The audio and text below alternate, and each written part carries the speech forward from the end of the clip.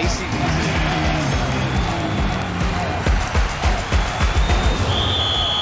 Tonight's Showdown Game of the Week on My New 32 is brought to you by Gallagher's Pizza, Italian food, Irish spirit. Packerland Home Improvement, it's your home. Simon's Specialty Cheese, home of world champion cheeses. Cobison Buses, family pride in every ride. And Gandrud West Mason Value Center, where selection, dependability, and value collide.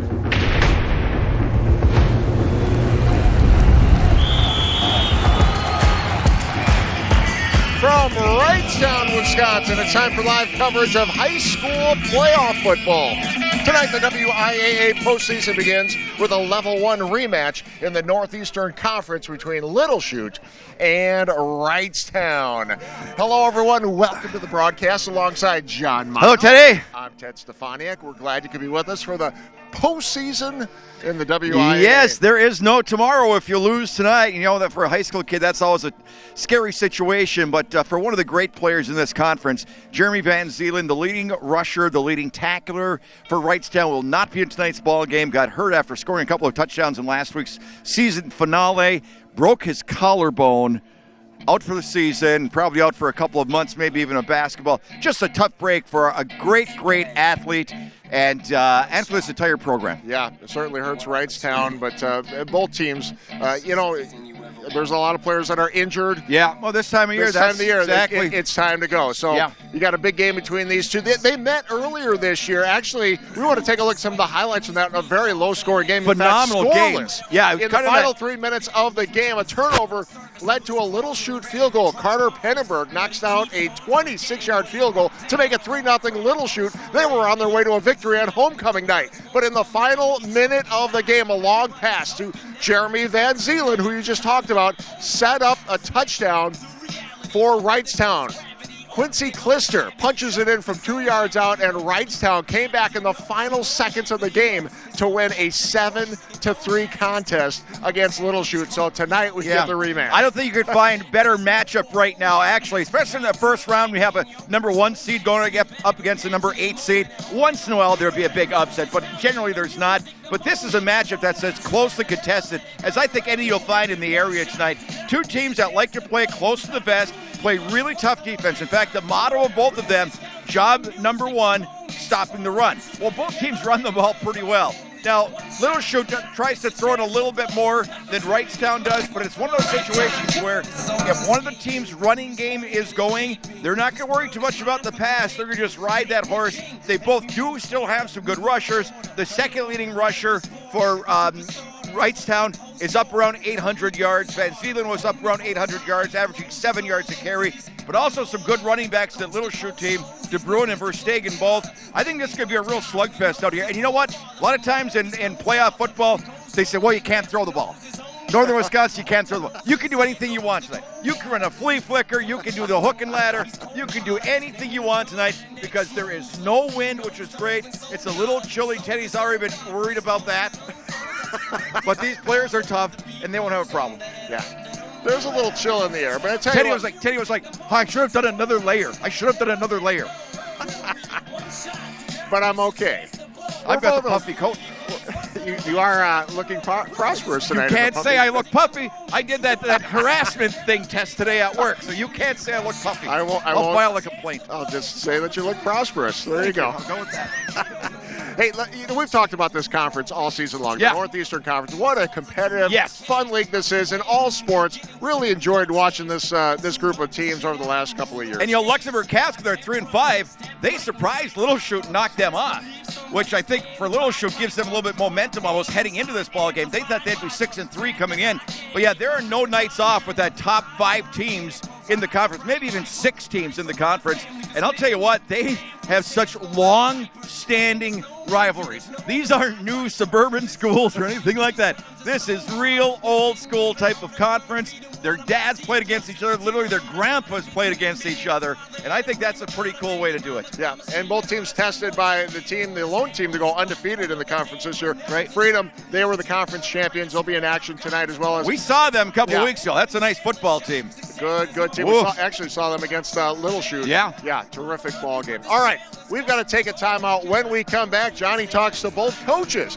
and we get the lowdown on tonight's big matchup, a WIAA Level 1 playoff matchup between Little Chute and Wrightstown. You're watching Showdown.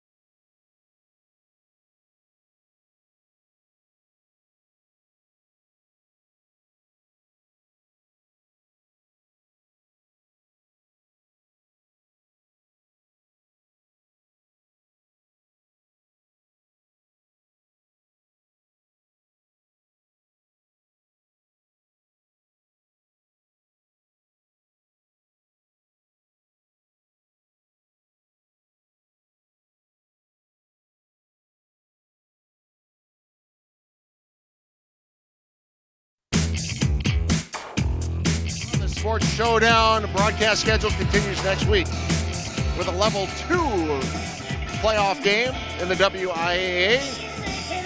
Keep your eye on the Sports Showdown Facebook and Twitter pages. See where we're going to be. Pre-game starts at 6:30, kickoff at 7. Next Friday, right here on My New 32. Tonight we've got Little Chute and Wrightstown in the big game. Level 1 playoff action. And we're going to hear from the coaches, brought to you by Gallagher's Pizza. Of course, Gallagher's Pizza has locations in De Pere, East Green Bay, West Green Bay, and their newest location in Swamico. Let's start with Little Chute. They hosted Wrightstown in a homecoming game just a few weeks ago. It was a tough ball game, as you saw in the highlights we showed you in that last segment. Of course, Little Chute looking for a little revenge tonight, but of course, more importantly, looking to advance to Level 2 of the WIAA playoffs. Mino had a chance to talk with their head coach, Ted Evers. Thank you very much, Teddy. Well, Coach, first of all, as you just said, you don't want to talk about it, but I'm going to talk about it. The last time you guys played, what an amazing ball game that came down to the last 3 minutes. I mean, one of the most competitive games in this area this year. There's no doubt about it, and I was so proud of the way our kids fought in that game. Ultimately, the outcome wasn't what we wanted, but the effort by our kids was awesome, and the Wrightstown kids and the Little Chute kids both left it out on the field. That was a great high school football game. You know, these schools and these conferences around here, they're such tough rivalries. I mean, just, you know what I mean? It's so much passion involved. There's no doubt. This is we played Wrightstown twice last year and twice this year. That's a lot of football games, and we know each other very well. And there's I think a good rivalry between us two. But It's built around respect. There's a mutual respect. We respect them. They respect us. It's definitely a good rivalry. And the similarities in your style of play. I mean, both like to pound it on the ground. You guys throw it a little bit more, but you pride yourselves on the tough defense as well. Absolutely. I think we both want to defend the run. We both want to run the football. And there's no doubt that we both do want to take our chances throwing the football when the opportunities are there. Nice night. You know, sometimes people say, well, you can't throw the football in the playoffs. You never know what to expect. But at least in round one, you can do pretty much anything in the playbook. Yeah, we're pretty blessed tonight. What a beautiful night we have for high school football. It's going to be a great night. What's it like, and I was asking Coach Klister about this too, what's it like for these kids knowing that, you know, they could wake up tomorrow morning and their high school careers could be over depending on what happens tonight? Well, that's the unfortunate reality of all this. I mean, one team's going to lose tonight, and they're not going to be playing next week, and that's the harsh reality of what we're dealing with here. Do you stress that? We don't talk about it too much. We just talk about what we need to do to be successful in the game. We don't talk about what if we're not successful. What do you see when you watch them on tape right now? I mean, I know you know them well, but, you know, what else do you see? I see a very, very physical football team, just like always, that really wants to run the football, and if we want to have a chance to win tonight, we have to stop them on the ground. All right, Coach, let's have fun tonight. That's the plan. Thanks so much for joining me. Thank you. Teddy? Thank you very much, gentlemen. Let's talk a little bit about Wrightstown now. 7-2 on the season overall. They finished second in the conference, and they finished in the top 10 in the latest Division IV state rankings. They're hoping to make a deep run into the playoffs, of course, this year. They're going to have to do it without one of their top players, though. Jeremy Van Zeelen, as we mentioned, is out for this game. Mino had a chance to catch up with the Wrightstown head coach, Steve Klister, to find out more. Well, thank you very much, Teddy. Well, Coach, first of all, let's get this out of the way. One of the greatest athletes in the conference, really, will not be playing anymore this year. Yeah, Jeremy sustained an injury last week, and you know, it's tough for the team, but even tougher for him. Absolutely. I mean, it's one of those things, you put all the passion, all the hard work through your entire career to have it end that way. It's just tough on these kids. Yeah, but he's a great kid. He'll bounce back. He's hoping to be back about the middle of basketball season. Well, I was talking with Craig Hayes, your athletic director, about how tough he is. Tell me about one time he played right after getting a wisdom tooth pulled or something like that. Yeah, he actually had a root canal. Root canal, that's yeah, right. Yeah. So, he had that in the afternoon, then he played in the game that night. That's toughness. Yes. But that kind of personifies your program. Your program is built on physical toughness first. Yeah, you know, I guess we look at that we want to be able to run the ball and control the line of scrimmage, and hopefully when you get in the playoffs, that's when the weather's bad, that's going to keep you being successful. Now, you guys had a heck of a ball game with these guys last time, 7-3. Yeah, both of us could move the ball between the 20s, and it came down to the last 2 minutes. They scored with 2 minutes to go, and I think we scored with about a minute to go. So, what do you see in their offense? They have kind of the same as us. They like to be physical. They want to run the ball, and you know, they're ground and pound. And very tough defense, just kind of hard-nosed, come in your face type. Yeah, they have the number one defense in the conference. I think they're only allowing like 60 yards rushing per game. So yeah, it's going to be a tough one. Not to belabor the point, but do you have to change anything losing such a good ball player on both sides? He's also your leading tackler. Not change. Obviously, we got to have people step up, right? And you know, take his position and step up and make some plays tonight. Well, here it is, playoff football. I mean, that's the whole new cat. I mean, there's no tomorrow if you come out short tonight. Yeah, that's right. Win and keep going, and losing, you're done. Is it different for a coach than a player?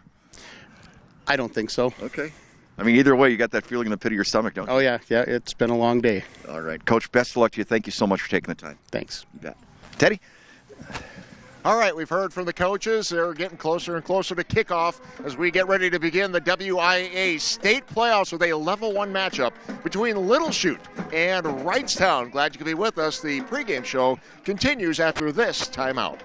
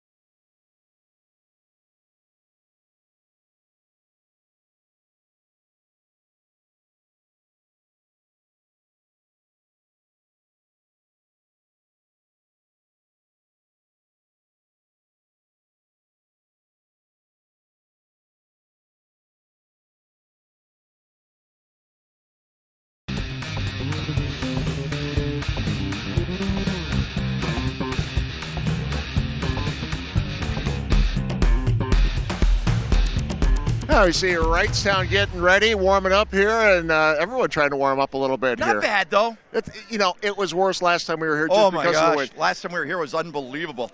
It was, that was as cold, other than the game last year at Titan Stadium that we always refer to, the Fond du Lac Kimberly game, where it was just crazy. That was level 4. That game we did here a couple of weeks back, that's the coldest high school game I've ever been involved All in. right, I'm not going to complain. I want Tom in our truck. I want you to keep us on this camera. This other camera, I want you to point up to the front row here. There's a guy in shorts. Oh, yeah. There's a guy in shorts here. I am no longer feeling cold. Oh, that's a good friend of mine. I was talking to him before the game. I said, hey, only tough guys wear shorts. He says, I do it for every game. Been doing it since 1998 when they won the state championship. And I'll tell you what, I'm going to keep on doing it. I'm going to get him up. It's Tom Fula. Yes, keep that shot Stand there. up, show him your legs. We're talking about the tough people here in Wrightstown. Come here. Tell me again why you do it. Tell me again why you wear shorts. I wear shorts because every time that they've won the state championship, I've worn shorts, and I've tried to stay in the same ones. This will be number 4. This will be number 4. Thank you very much. Hey, I'm fired up now, Johnny. Well, people don't know I've got shorts on. You should just take your coat off. I'm wearing shorts right now. People don't know it. Little short shorts. He's not wearing shorts. And again, nobody wants to see the legs. No. What did you think of my calves last week? I didn't like them at all. Okay, I didn't I'm think glad you you did. took that course today. I know, right? All right, let's talk about the starters tonight. For Little Chute, let's take a look at the offense for Little Chute, led by sophomore quarterback Cade Van Asten. Over 800 yards passing on the season, 7 touchdowns. But they do most of their work on the ground. Yeah. With Jake DeBruin, he's had a terrific season. Yeah, over he really 600 has. yards rushing, 5 touchdowns. Tate Huss with 28 receptions. But again, that's Right, but they have thrown for almost 800 yards. Right. So that's not bad. They've thrown for almost 800 yards, and DeBruin is a great running back. Yep. On the defense now for the Mustangs, Ryan Verstegen leading the team in tackles, shares He's got the an team incredible in number of sacks. tackles. Yeah. It's unbelievable. He's got 71 tackles.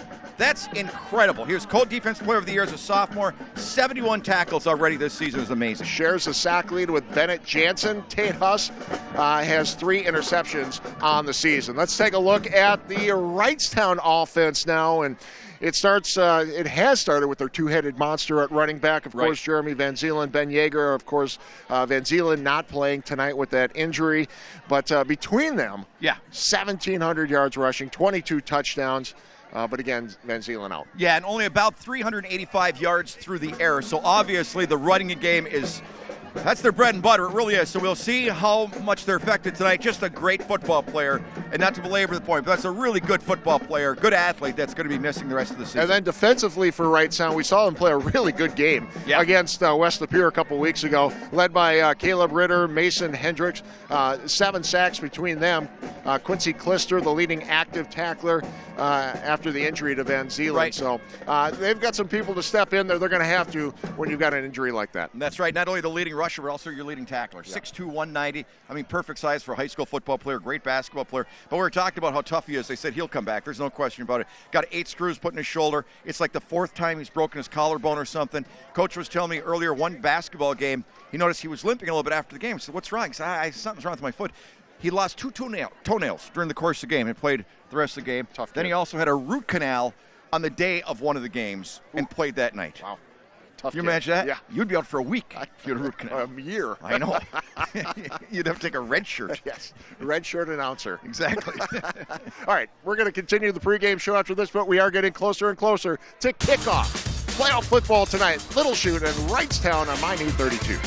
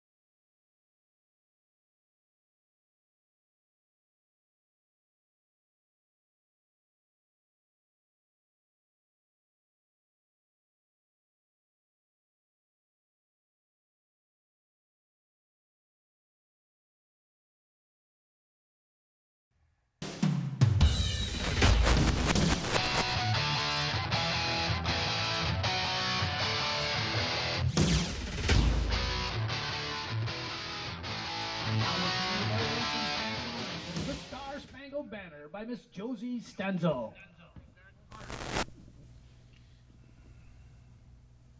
Oh, say, can you see by the dawn's early light what so proudly we hailed at the twilight's last gleaming, whose broad stripes and bright stars through the perilous fight o'er the ramparts we watched were so gallantly streaming, and the rocket's red glare, the bombs bursting in air, gave proof through the night that a flag was still there.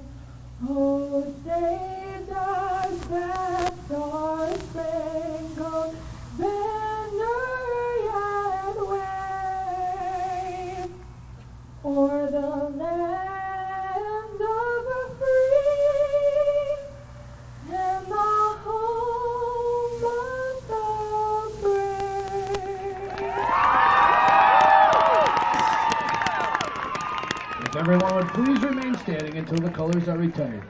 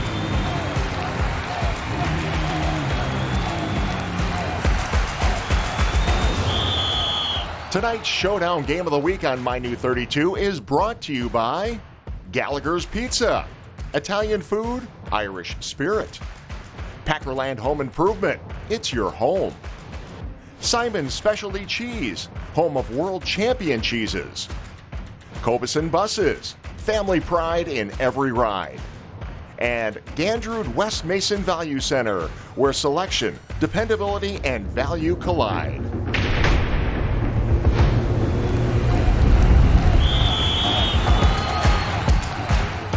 From Wrightstown, Wisconsin, it's time for live coverage of high school playoff football. Tonight, the WIAA postseason begins with a level one rematch in the Northeastern Conference between Little Chute and Wrightstown. And hello and welcome to the broadcast, everyone. Alongside John Mino, I'm Ted Stefaniak. Johnny, that's playoff season. Hard to believe we're just in the regular season, and here we go. I know. I don't know if there's anything that moves faster than a high school football season, right? It's absolutely incredible. But I'll tell you what a nice matchup tonight. You know, Wrightstown 7-2, and absolutely no disgrace for the two teams that got knocked off by Freedom and Westy Pier. Those are two teams that are both number one seeds. I mean, they're just two great teams. Wrightstown and Little Chute, as we talked earlier, they played a few weeks ago. Real close game in muddy conditions. There was no score until the last 3 minutes, roughly. Little Chute got a field goal, and then with about a minute left to play, a couple of big plays to get the score 7-3. Yeah, we actually have some of the highlights, bold highlights. Oh, really. Here we go, yeah. Yeah, 26-yard field goal. Carter Pennenberg knocked it in with about 2.5 minutes to play in the game, so it was 3-0 Little Chute.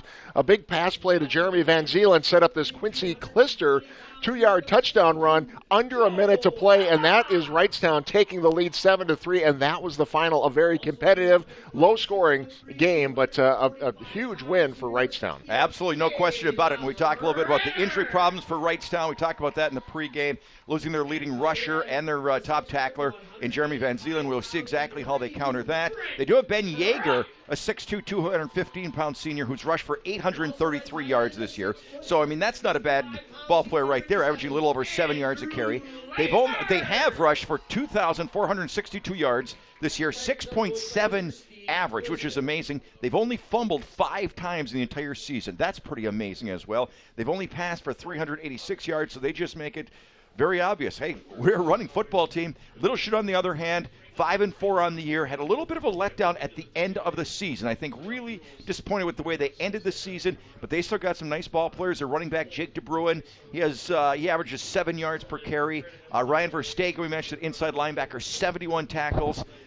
We got Nolan Lamers. He averages about 6 yards a carry. They have thrown for 782 yards on the season, 56%, so they're not afraid to put it up in the air. Wrightstown will try to pound it on the ground. You saw the Little Chute fans traveling the student section in their blaze orange. I know. Tonight. We can see them all the way across the field. No doubt. I like it. You're not going to miss them on the other side of the field. There you go. That looks like a UP homecoming. I like it. Like it a lot. The only thing I don't like about tonight's matchup, what do you see? What do you knowing me, what do I not like about tonight? What do you not like about tonight? No hamburgers in the press box. No, that's not it. Wow, I had to go there. Okay, why don't you finish your hot dog? Both teams in blue. I can't color code. Oh, sure. Yeah. Sheets. You like to color code your notes? Yes. So what did you do instead? Nothing. Look at I'm going to be wrong. I'm just going to be guessing in who's who. They're both in black ink tonight. So bear with me. These are the problems we have in the press box. This is what we deal with. Glad you could be with us, everyone. Big night here. 224 teams still alive as we begin the postseason here in the state of Wisconsin through 7 divisions, and half of those schools will be eliminated tonight as the other half move on to level 2 next Friday. But we're ready to start level 1. It'll be Wrightstown kicking off to Little Chute. Wrightstown in their blue jerseys kicking off to Little Chute in their white jerseys. This one fielded at the 1-yard line, and he slipped and took a knee at the 1-yard line, so a tough break for Little Chute. Andrew Rohde. Tough one. Tough one. Bad starting field position, basically the 1-yard line. So that's not a good way to start a football game. Now, Johnny, we saw both of these teams. We most recently saw Wrightstown in a game against West Lapeer, and I think a lot of people thought, well, West Lapeer's got the advantage. They're a bigger team the first time they played each other. But played them really tough, just got worn down. Tell you how impressed we were by this Wrightstown, especially their defense. But about late third quarter, they just physically got worn down. They've got a lot of kids that play both ways, and that tough West Lapeer big line just wore them down the stretch. Much closer game than the score turned out to be. So Cade Van Asten, the quarterback for Little Chute, waits for the snap from the shotgun. Hands off, straight up the middle. DeBruin. And a nice little pickup there for DeBruin to start the game. So I mentioned DeBruin come into the ball game averaging about 7 yards a carry. Big kid, 6 foot, 180, a transfer from Manitowoc. We've been playing for the Ships, which are in the playoffs this year, which is nice to see. Yeah, they've really struggled the last few years. In fact, I was talking to athletic director Dave Stepak before the season began, and he said, "Hey Ted, keep an eye on us this year. Wow, we're going to be making some strides." And sure enough, they did. Congratulations to them for making it into the playoffs. So a 2nd and 6 for the Mustangs. From the gun again. Good hole. DeBruin will try the right side, and he's going to be close to a first down. Got a nice block over there by number 60, Carter O'Brien, a 5'10", 235-pound senior. Number 60 comes out, does a nice job with a little bit of a seal block. That opens it up on the outside. Nice drive. Just get the start if they can get the first down here. Yeah, good tackle. We're starting off about I thought he was a little bit closer to that first down marker.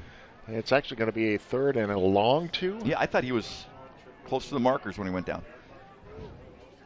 So here we go. DeBruin in first 2 plays gets 2 carries. 3rd and 2. Put 2 receivers out to the left this time. Wingard split wide to the right.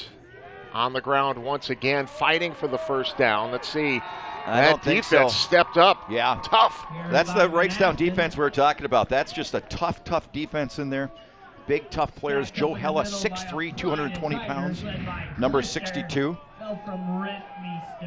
They just stack up that line. Just plain and simple.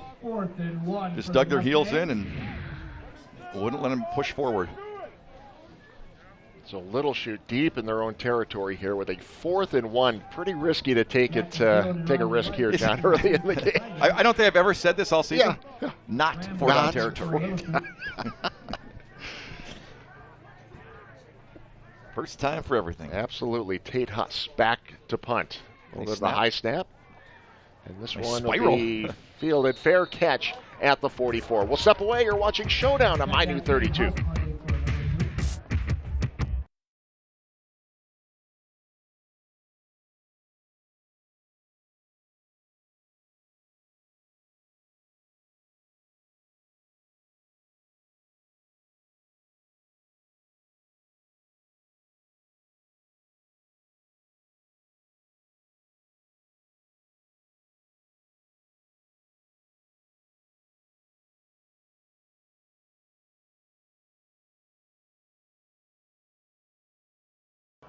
First and 10 at the 45 is where Wrightstown begins their first drive of the night, and a nice pickup as they keep it on the ground. Quincy Clister on the carry. Yeah, just in the shotgun, the quick snap to Clister. Picked up 6 on the play. Brings it to about the 39-yard line. Again, they go with like what looks to be 2 quarterbacks in the backfield, so you never really know who's going to get the snap. Clister 35 carries on the season. We saw him in that West Appear game play a pretty big role, and with Van Zeelen out, you think he might get a few more carries in this one. Go with a couple of backs in there again. They snap again directly to one of their running backs. Was that Clister again? Yep. And Verstegen with the tackle. As I mentioned, a leading tackler coming into the ball game with 71 tackles on the season. Only a junior, 5'11", 220 or 200 pounds. Nice ball player. Also plays some fullback. Have we ever seen a team run this offense with the 2 quarterbacks like that? If you want to call them quarterbacks. I mean, you know what I mean? The 2. Yeah. I don't think we have. Well, last week with Kimberly. But they ran that a little bit. Yeah, they ran a bunch, but just with the 1 back. Yeah. And looks like he gets the first down. Verstegen another tackle, but I believe he's got enough for the first down. Tough yard to get there. Yeah, that was. Get it. You're right. Last week it was Kimberly. Yes, number 3. I'm trying to think of his name. The great young quarterback for Kimberly, running back. Oh, I'm having a brain lock.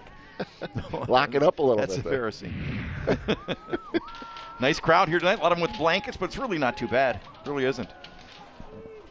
Martzel. Jeez, we only called his name 1,000 times last week. Is that burned into your brain? I know, right? Another nice gain. I'll tell you what, they're just running between the tackles on every play. They're just getting a good push. Wrightstown offensive linemen are doing a really good job getting low. You know, Mike McCarthy always used to talk about pad level. Well, that's what you're getting right here. Is you're getting a low pad level. Low man wins. Watch this. Low man wins. Look how low they are. Then they get their men standing up. Got a nice lead coming through by number 41. Yeah, Mason Hendricks. Mason Hendricks. That's an interesting story. We'll talk about that in a minute too. Okay. Yeah, he's done that a couple of times in this game. In movement again, sneaking back there, looking for a block. This time they'll go to the air. Ben Yeager looking downfield, takes it himself. Flag comes in, and this one might be coming back. Yeah, I could see that one. That was definitely a hold. They're holding number 42, Jake DeBruin. on the outside. DeBruin had a chance to make the play, but he was held up. So we'll get Holding, call tonight. offense, Holding on right 10-yard side. penalty, Nine so far. repeat second down. Crew chief tonight. So you were talking about Yes. the number change for Yes. Mason Yeah, Hendricks. Mason Hendricks. He was a lineman pretty much all season, but now because they need some help in the backfield, they've moved him. He was an offensive lineman and defensive end. He's got nice size, 6'2", 170. So he switched uniform numbers because they want the backs in different numbers in the 40s and 30s and things like that. So he's now number 41, but he went from being on the offensive line to in the backfield. That's got to be kind of fun, though, don't you think? Yeah. So if you're scoring at home, number 64 is now wearing number 41. Yes, that's exactly correct. No score here.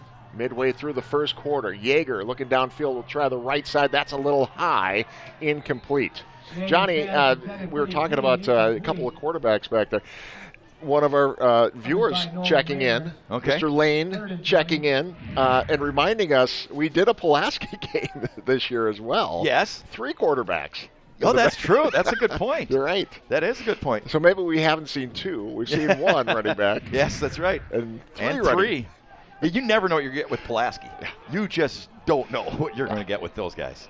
That would be I would hate to have to scheme against them. Of course, Pulaski in the playoffs tonight as well, hosting Chippewa Falls.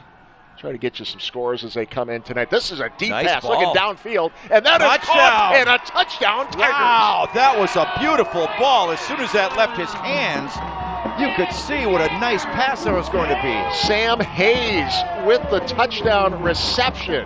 Wow, what a play. That was outstanding. What a beautiful ball.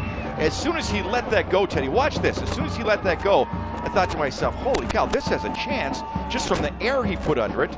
Receiver gets the step, defensive back looking backward. You couldn't have dropped that in there more perfectly. Just an outstanding pass, outstanding play. Wow. Sam Hayes with the touchdown reception, and now the extra point attempt coming up for Wrightstown. It is Michael Bunton. Hits the post. It is no good. So it is 6-0 Wrightstown leading Little Chute in the first round of the playoffs. This is Showdown.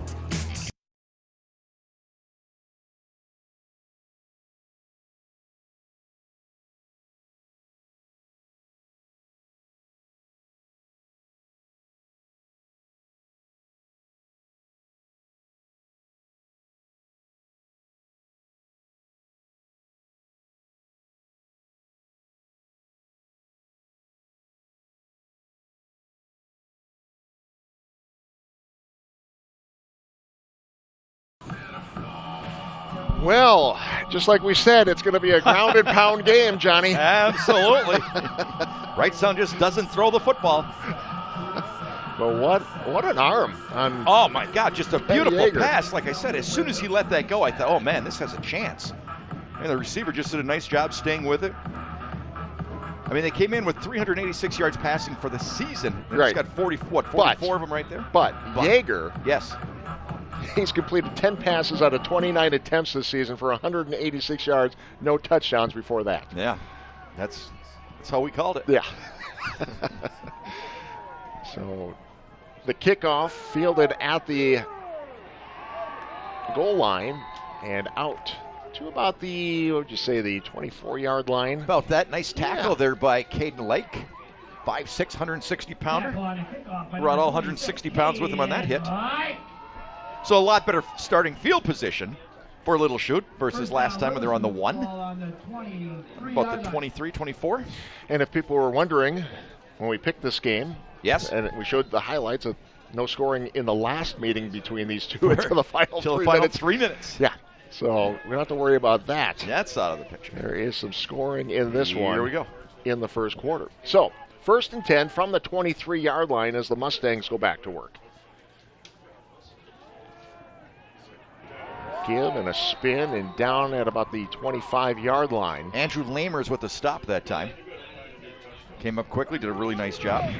And it was Nolan Lamers with the carry. Lamers on the carry. Gain about 1. Lamers on the tackle. Lamers on Lamers. I guess. Are they related? I don't know. Are they? Who knows? They got the same last name. They might be. You never know. And 2, 2nd and 8 for Little Chute. This Little Chute team, as I mentioned, they're not afraid to throw the football. Got some big offensive linemen there, including his son, Nate Hippis, 5'11", 300 pounds. Pickup of 2 on that last play brings up 2nd and 8. Van Esten, little screen pass out to the far side of the field. A gain of about 3 yards. Looked like there was going to be more there that time, to be honest with you. But Plus just, the leading receiver on the team. Huss on the catch. I just thought they had a chance to make something happen there, but a nice recovery, real nice recovery on the part of the Wrightstown defense that time. Number 20 making the first hit right there. Riley Lake, 5'10", 155. So another 3rd and long.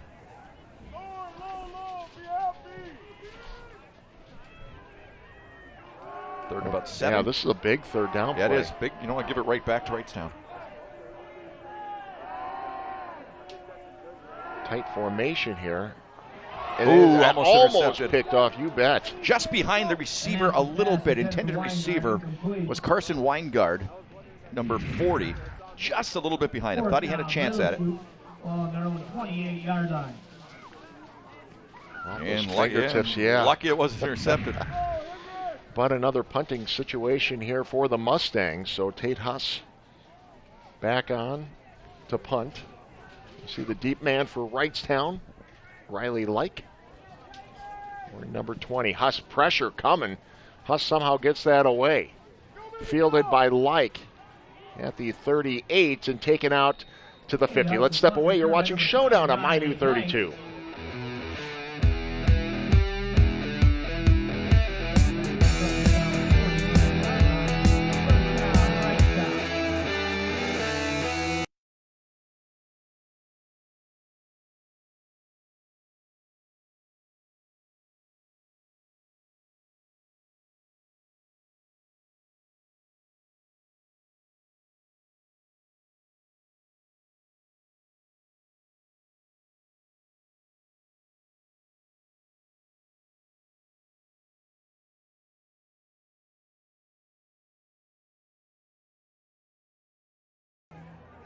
So after the punt, Wrightstown with a 1st and 10 from their own 49, keep it on the ground for the first play of this drive.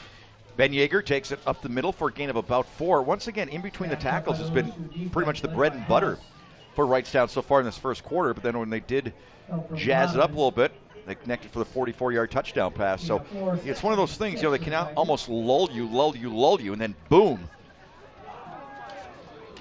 hit the big one. 2nd and 6. Flag. Legal procedure or offside? Well, they lined up offside. Wrightstown did, it looks like.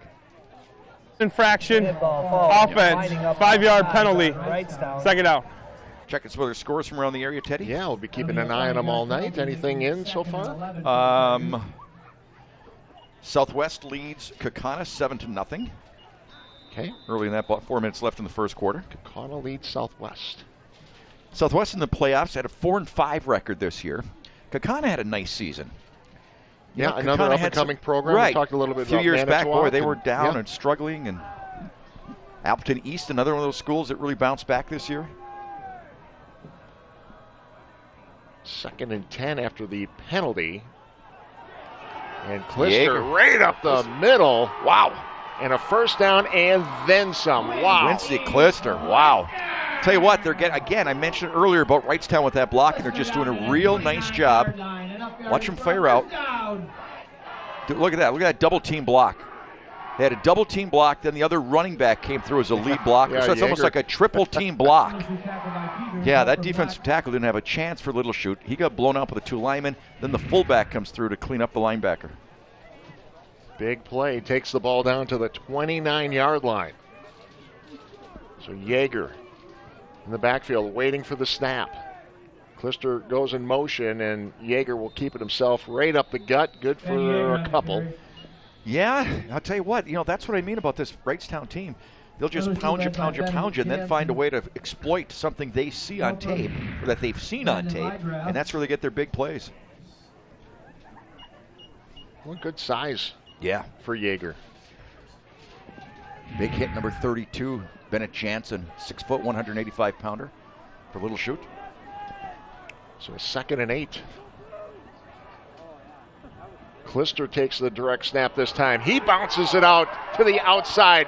Knocks over a defender, still on his feet and inside the 10-yard line. Quincy Klister. What a powerful run. And a flag on the play. Flag on the play. See what we got this time. Holding. Holding. Offense. 10-yard penalty. Repeat, 2nd down. 62. Well. 62. Tackle them. Okay. I mean, I didn't see it. I mean, I'm not saying it didn't happen. I'm just saying I didn't see it. But I hope we don't have one of those ball games just loaded with flags again like we had a few games ago. 2nd and 13 for Either way, nice run. Good Yeah, hard run power. by Klister. Holy cow. The second game that we've seen this Wrightstown team, and Klister just, man, is he a 6 foot, 195, tough just runner. powerful. No question about it. So 2nd and 14. Inside 3 minutes to go in the first. Yeah, a couple of flags against the Tigers on this drive. So Jaeger waits for the snap. Again to Klister. He'll try the same side. Dragged down from behind. De Bruin with the stop that time. Gain of about 3, maybe. And I would say it's 4 down territory. Well, yeah, now that we've seen Jaeger throw that, Absolutely. throw that ball. No question. No question. 8-2 on the play, 3rd and 10. What a great night here. Yeah, just beautiful Playoff night. For the first football. round, this is just fantastic. Because we've seen it pretty nasty this time of year before. Yeah. In fact, the last time we were here, the wind was just howling. Just a So howling. cold. Yep. Not too bad tonight. Went through 3 cans of Aquanet that night. Incredible. That was flammable. 3rd and 11 from the 30. Nice draw. Jaeger. Oh, what a Still on his catch. feet, looking for the end zone, and is in. Touchdown Tigers, Ben Jaeger. What an outstanding cut. Looked like the safety was going to bring him down, and I'll tell you what, he just did a great job making a cut right there and taking it in for the score. 30 Nice yards. run. Wow. On a 3rd and 12. Big play for Wrightstown. They are looking tough. I know they're one of their very best players, but boy, they're not showing it tonight. They're just doing a great job. Great offensive performance. And the Tigers will line up for the extra point. Missed the extra point on their first touchdown. Maybe they'd go for 2, but they will go for the extra point. And this time, he got it. It is good by Michael Bunton. So big overcoming the penalties. Just a nice quarterback draw. Gets number 59 out there, but he really doesn't use any of the blocks. Just did a great job with open field running, making that one big cut. Then the stiff arm, which is a lost art, but a real nice stiff arm that time for the score. You bet. And our instant replay sponsor tonight, as always, Simon's Cheese. Our instant replay sponsor. Simon's is the home of multiple world champion cheeses. Simon's Cheese, located off of Highway 41 at the Little Chute exit. Stop there today. You know what we should do to show our appreciation for them for all season? Yeah. We should go there at the end of the season Yeah. and see if they'll give us a bunch of stuff. Speaking of giving us a bunch of Whole stuff. bunch of Halloween my goodness. snacks up here in the press box. I Thank tell you sir. what. Last time we were here, Yeah. was it Parent Night? And they were giving away those giant Big chocolate Hershey bars. bars. So Wrightstown's the place to come for candy. Did you eat your big Hershey's bar? My wife got to it as soon as I walked through the door. She knew. She was watching the game. She I knew. feasted on that She thing. went right through my bag and grabbed it. Feasted on it. Meanwhile, Wrightstown is kicking off once again. 3rd time tonight. Good coverage on this kick. Well, I'll tell you what. Andrew Rohde for Little Chute hasn't had much of a chance. First one, he slipped at the 1. Then he had a pretty nice return to the 25. This time, as soon as he looked up, it was just a bevy of blue jerseys in front of him. Watch this kick-us coverage. Kind of a slow kick, which helps the coverage downfield. And he looked up, and there was just a wall of blue. Led by number 26, Caden Lake. He's made some big plays already on special teams tonight. Dangerous ground for Little Chute right now. They got to get something going. They better get some first downs strung together. We're talking about points. They got to get some first downs, you bet. 1st and 10 as they begin this drive. And some room here, John, and one man stops And a him as he late crosses flag the just came out. 40. Yeah. Mighty clean penalty flag on the play. I have to assume a hold. I think Huss with that terrific pickup, but let's see what the Holding. flag's about. And it is Yeah, going to be a offense against hold Little Chute. against 10-yard the penalty. Mustangs. Still Be first right out. there. That's what you'd call it. Yep. Holding Little Chute. So bring that back. 10-yard penalty for the spot of the foul. Wipes out a great run by Huss. Huss just a junior. Also the leading receiver. Yeah, that was big. First That and was 19 big. for the 10 Mustangs. yards back, so 1st and 20 basically now. All the way back to the another 10, the 11. What, the 11-yard line? Yeah, I would say so. Yep. Minute 30 remaining in this first quarter. Little pitch. And about a 6-yard pickup that time.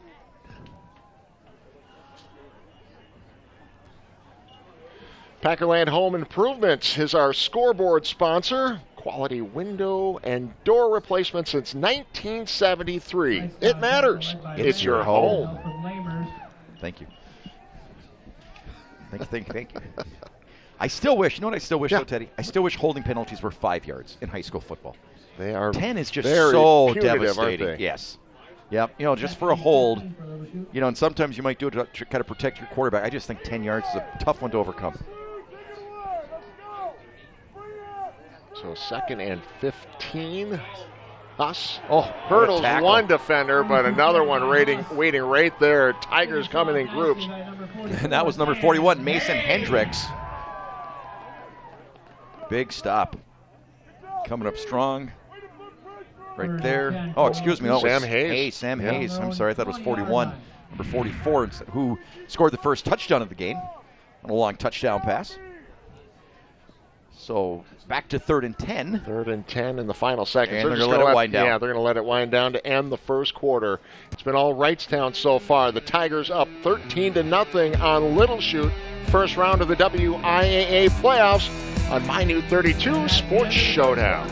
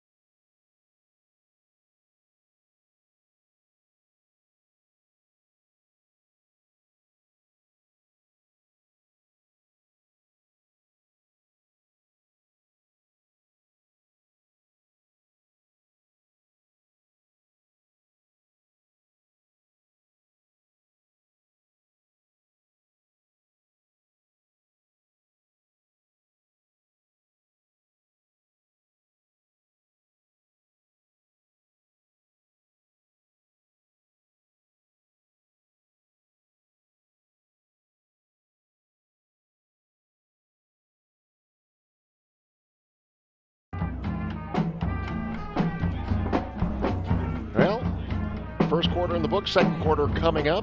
Wrightstown leading 13-0. Ted Stefaniak, John Mina with you. John, I know you really wanted to do that Bayport game tonight against Bradley Tech. Checking in First on of all, who is Bradley Tech? I've never heard of that school. Out Have of you? Milwaukee. Yeah. How's that one? Competitive? Yeah. And Milwaukee Tech. It's Milwaukee Oh, Tech. Milwaukee Yeah, Tech. Milwaukee Tech. Bayport up 35-0 in the first quarter in that one. That's it? That's it. That's an incomplete pass to start the second quarter for the Mustangs. Again, trying to get something going here, but Yeah. a 4th down coming up. You're still waiting for the Mustangs. first down. They had the big play there, wiped out by the holding call. So 4th and 10, and this has just been a domination on the part of Wrightstown so far in this ball game.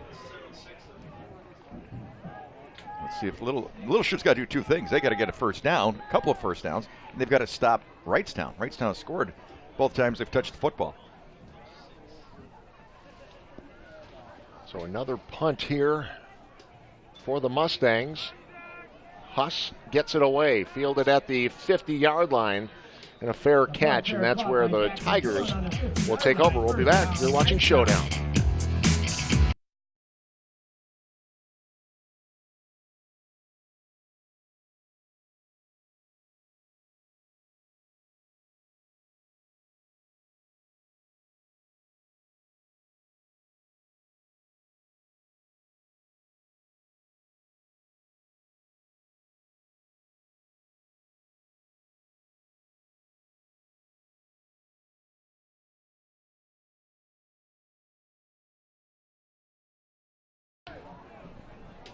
So a 1st and 10 from the 49 as Wrightstown goes back to work.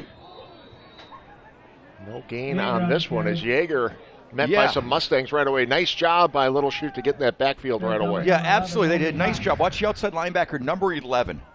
Watch him. He comes right out. He has containment. Doesn't get sucked in on the inside. Comes up, makes a nice play, grabs him around the leg. That's Logan Lex, 5'9", 170 pounds. Then he gets some help from Tate Huss to clean it off. I like that defense they came out in that time, where they had him on that angle. It's the line of scrimmage, that outside linebacker. Well, they pull him off the line of scrimmage. Up the gut again. Boy, just powering though, huh? Look at this. Wow. He was stopped with a 3-yard gain. No question. He's going to end up with 7. Wow, that's Klister again. That was just incredible. Wow, 6 foot 195, but he gets low. Look at this. Look at the white shirts around him. And those are some pretty good defensive players trying to hang on to him. Getting some help, getting some a guy push on from each behind. leg. Yeah.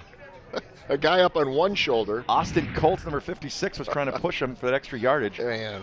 So instead of a 3rd and about 7, it's 3rd and 4. That's the way I imagine you ran in high school. That's your darn tootin'. With these calves. 3rd and 3. Oh, and he gets the first down. Another second Another effort. lunge. Again, stopped basically in the backfield.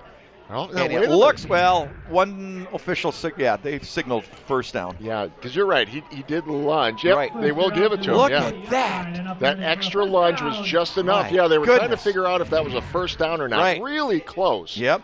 And it will be a first down. Southwest leading Kaukauna now 7-3 in that ball game. So big 1st and 10 on the part of Klister and just his determination. So ball up to the 41-yard line now. Yeager looking for an opening, nothing there. Now Mustangs close the door. Now they realize they better bring the entire kitchen table. Bennett Jansen, number 32, first guy to hit him. But again, you need to bring the whole village to bring down these running backs for Wrightstown. Just run with an attitude, don't they? Sure do. There's another look at it. 2nd and 10 for the Tigers. Nice play, though. Really nice play by 32. Coming up and making the stop, making the first hit. Jansen. It's going to be a tough feeling when you're looking for a hole there and all you see are Mustangs coming in. Yeah, they really came at it that time. So no gain on that play. 2nd and 10. Ball still sitting on the 41. We bring Jack Van Zeelen in Jet motion. sweep. And Van Zeelen with the carry. And we'll pick up a couple yards that time. They diagnosed that really nice. They did a nice job of stringing it out. Number 11, who's doing a nice job, the linebacker, Logan Lex.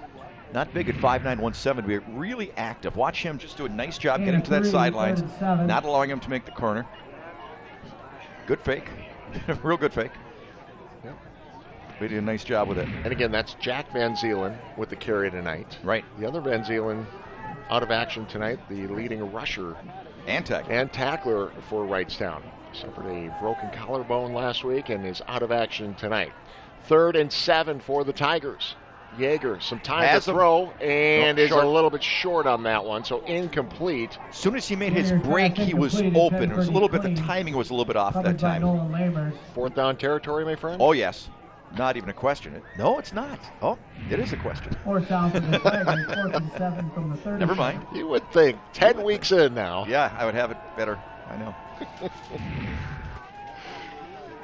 Okay. The first punt of the night for Punt Wrightstown. received for Little Chute Golden, punting for Wrightstown. See Huss is deep to return the punt for Little Chute. Trying to place it, but not as deep as you want, I don't believe. Well, let's see. About keeps walking up. 22. He's trying to hit the coffin corner a little bit better than that. On the 22-yard line, first down, Little Chute. Okay, so finally they got to stop. Little Chute did. Let's see if they can do anything offensively now. Still looking for their first down. Well, keeping an eye on some other scores here. There's a ton of local teams competing in the playoffs tonight. Division I, of course, Kimberly hosting Wisconsin Rapids. That's a 1-8 matchup. Nina Hudson So you might be looking at a Kimberly-Nina matchup again next week. In round 2. Yep. Seen a few of those over the last couple of years, haven't we? So Little Chute after the punt starts on their own 22. Huss gets the carry and nice little pickup. So that's the type of thing that the Mustangs got to start stringing together here. Yeah, no question about that. Number 27, Jared Pelishek coming up to make the stop. Took a pretty good hit at the same time when he made the stop. When another defender comes in, kind of pops him, number 44, Hayes. Kind of got the face in the mud. What a nice gain for first down, or for first play. So 2nd and 4. Ball up to the 28-yard line. Huss in motion again. Fake to Huss. And give it to the running back. Melendrez. Little Chute carried by number 8, Jacob Melendez. Sophomore backup quarterback, 5'7", 155. Brings it to about 3rd and 1. Yeah, a little different look. Yeah. I think that's his first carry of the ball game. 3rd and 1 for Little Chute. So 3rd and 1 for the Mustangs. Trying to get something going here on offense. You're mentioning Kimberly and Nina. That game would be at Kimberly, correct? Yes. If that happens. Well, yeah, Kimberly a number 1 seed. Right. So because we are not welcome back in Nina. So rule that out. they had a really good team last year, except when we showed up with one of the top teams in the state to match them up against. Nice first down. That's what they need. They need something like that, just kind of get some momentum going. So a first down. Although we did do their playoff game last year against Preble, didn't we? Yeah. They knocked them off. Yeah. Nolan Lamers with the carry that time. Yeah. So we got a little reprieve. Right. Yep. And we're just kidding. We love our friends in Nina. But they did say, don't come back. You don't have to come back if you don't want. Well, we did them against Fond du Lac and Kimberly, didn't we? Yes. I mean, 2 of the best teams I've seen in a long time around here, along with the Bayport teams. Yeah, that was pretty tough competition. So a 13-0 lead for Wrightstown as they wait for the snap. Mustangs. Plenty of time. Cade Van Asten winds up looking for In Huss traffic. down the field. It's still up for grabs, and did he get it? He did. Tate Huss, how did he catch that? Oh, I'll tell you what, that was a crowd. There were 2 defenders, 2 receivers, basically, in pretty much the same area. Watch this. Puts a lot of air under it, throws it a long way. This young quarterback's got a great arm. He really does. I was watching him in pregame. Nice pocket, the real clean pocket. Nice looking ball. Look at all the distant shirts. What a great job. What a great catch. Great concentration. Yeah, Jared Pelishek thought maybe he was going to have a pick or absolutely. A pass defended, but no, it bounced around. Tate And Huss, Huss. great concentration to pull that in. That's why he's the leading receiver for the Mustangs. So a 1st and 10 now on the Tigers 24. And nice cut. Another 3-yard pickup. Nolan Lamers, a little toss. Quick toss to the right side. Help from Hendricks. Let's take another look at that one, Teddy. Yeah. Again, nice protection by the offensive line for Little Chute. That's where it all begins, right there. Look at how great of a pocket he has to throw from. Lays it out there. Actually, 3 defenders were in the area. 3 different defenders had a chance to pick that off. My goodness, what a catch. Beautiful. I don't know if we've seen a better one. I would have to rank that as the best catch of the year. I really would. No question. So 2nd and 8. Ball sitting on the 22. Give to Lamers again. He'll try the left side, looking for an opening and taken down at the 20. Carried by Lamers. Yeah, not a lot there. Coming up quickly once again to Wrightstown. Quincy Klister is one of the first players up there. Gain of about 1, so about 3rd and 5. Maybe he was gain of waiting 2. for that. Waiting for that block, opening. Right. And then by that time, Klister and company came over there. Again, you can't hesitate against this Wrightstown defense. You can't hesitate. If you're waiting for that block to take place, you better forget it. You got to just find a direction, find a spot, and go for it, because they converge in a hurry. Outstanding defense, just outstanding. So this will be a 3rd and 6. Ball sitting on the 20-yard line. Van Asten surveys the field. Looking right, has a man crossing the wow. middle and a big hit. That's what's so dangerous But about he that hung on crossing to it. pattern. My goodness. Pass is pass complete. Tackle And by shaken Tony. up on the Down. play. Yeah, Andrew Rohde with the catch. Wow. And he's, give him a second to Give him a get second his catch wind his back. breath through. Yeah. But what a great throw and a great catch. I mean, that was in traffic. I was under pressure. Just a great play. But again, I just want to see him pop up. It's a first down at about the 14. But what a hit.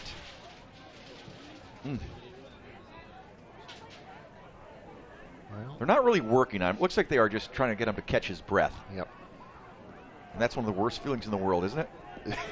Yes, it is. Wow. So, and we'll give him a moment here. You bet. You bet. In fact, while they work on him, let's step away. You're watching Showdown. We'll be right back.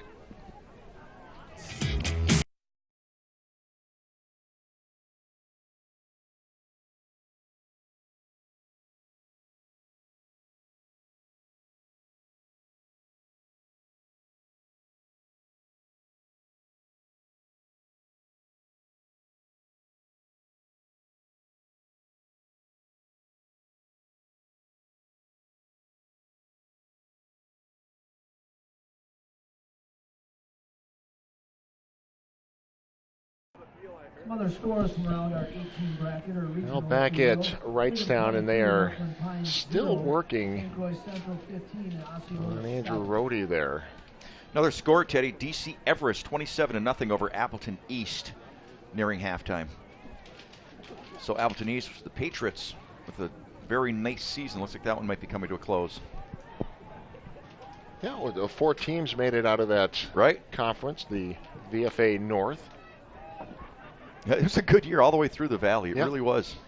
From here on down. Yep. It's been outstanding. Great football. So you get some other scores to share with us, John? Just Southwest 7-3. Bayport now leading 49-0 in the second quarter. Okay. I would say it's safe to say Yeah, I we'll would see say Bayport running clock in that the, one. I think they might move on to round 2, huh? Second round. Yeah. Meanwhile, they're still working. Looks like he's going to start getting up right now. Yeah. At least he's sitting up. Yeah, we thought maybe he just got the wind knocked out of him, but don't speculate on anything No. here. But yeah, we're just going to give him all the time he needs. Kakana leading Southwest 10-7. 4 minutes left in the first half. Appleton East just scored. They lead now 27-6 near halftime. Grafton 14-3 over Ashwaubenon. That would be you. If you came to a game, that would be you. That is me right now. They don't know and we're you're hogging the blanket right now, They don't know we're John. sharing a sleeping bag. Got to do what you got to do. So Andrew Rohde on his feet now, and got another one for you, Teddy. They're checking on him. So Westy Pier, 21-6 lead over Shawano. So Westy Pier 21-6 with the lead. Winners of those 2 games, the Ashwaubenon game and the Westy Pier game, will face off next week, correct? I'm sorry?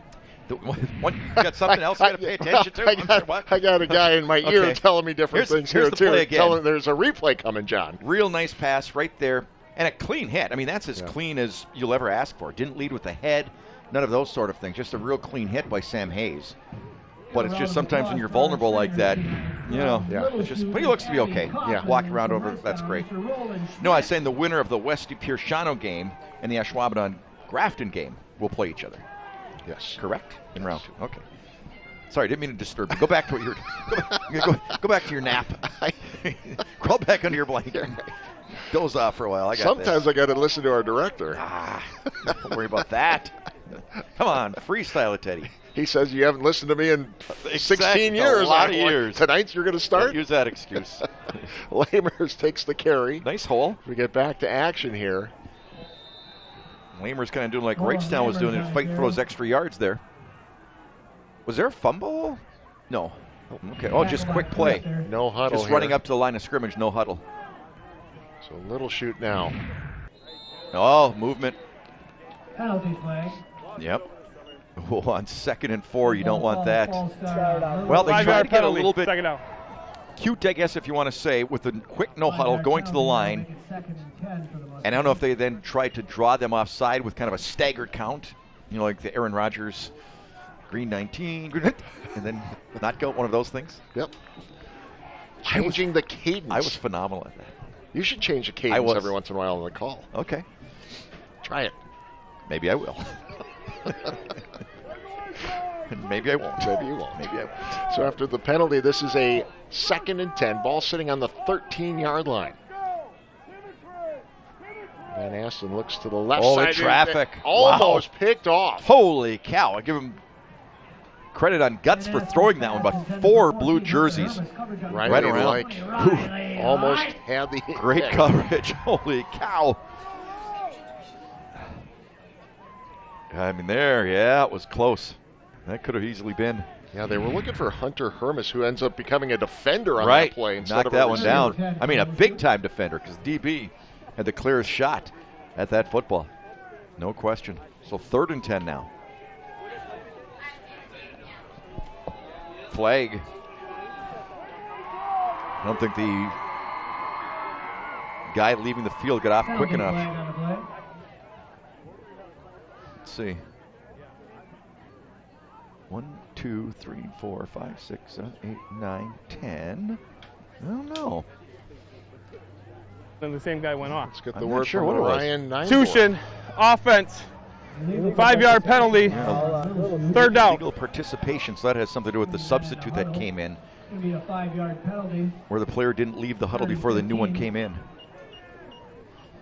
So a couple of costly penalties here for Little Chute just when they were knocking on the door. 3rd and about 14. All the way Speaking back of 14, number 14 out there, Hermes, who they were looking for in that last play. No receptions on the season, so using some different guys. Right, exactly. Here for the Mustangs, and of course dealing with an injury now to Andrew Rohde, who's on the sidelines. But Huss is lined up wide right. That's their leading receiver.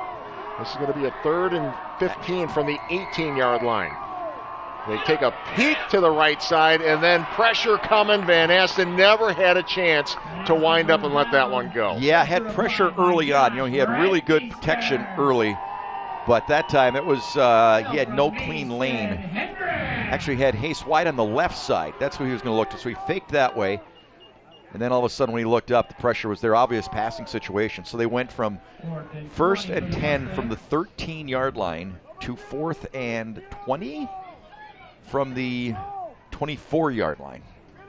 They were just trying to buy just a little time to get Huss into the end zone. I know. That's all it took for the Tigers to take advantage. Absolutely. So that first penalty really hurt with them. The first down deep after the penalty, and they ran the one play, then went to the line of scrimmage real quick and had the illegal procedure call. So that was really devastating. And then the sack brings up 4th and 20. Van Asten rolls to the right, looking to buy some time. Pressure coming again and brought down. Back-to-back sacks. Turnover on downs. Will step away. You're watching Showdown on My New 32.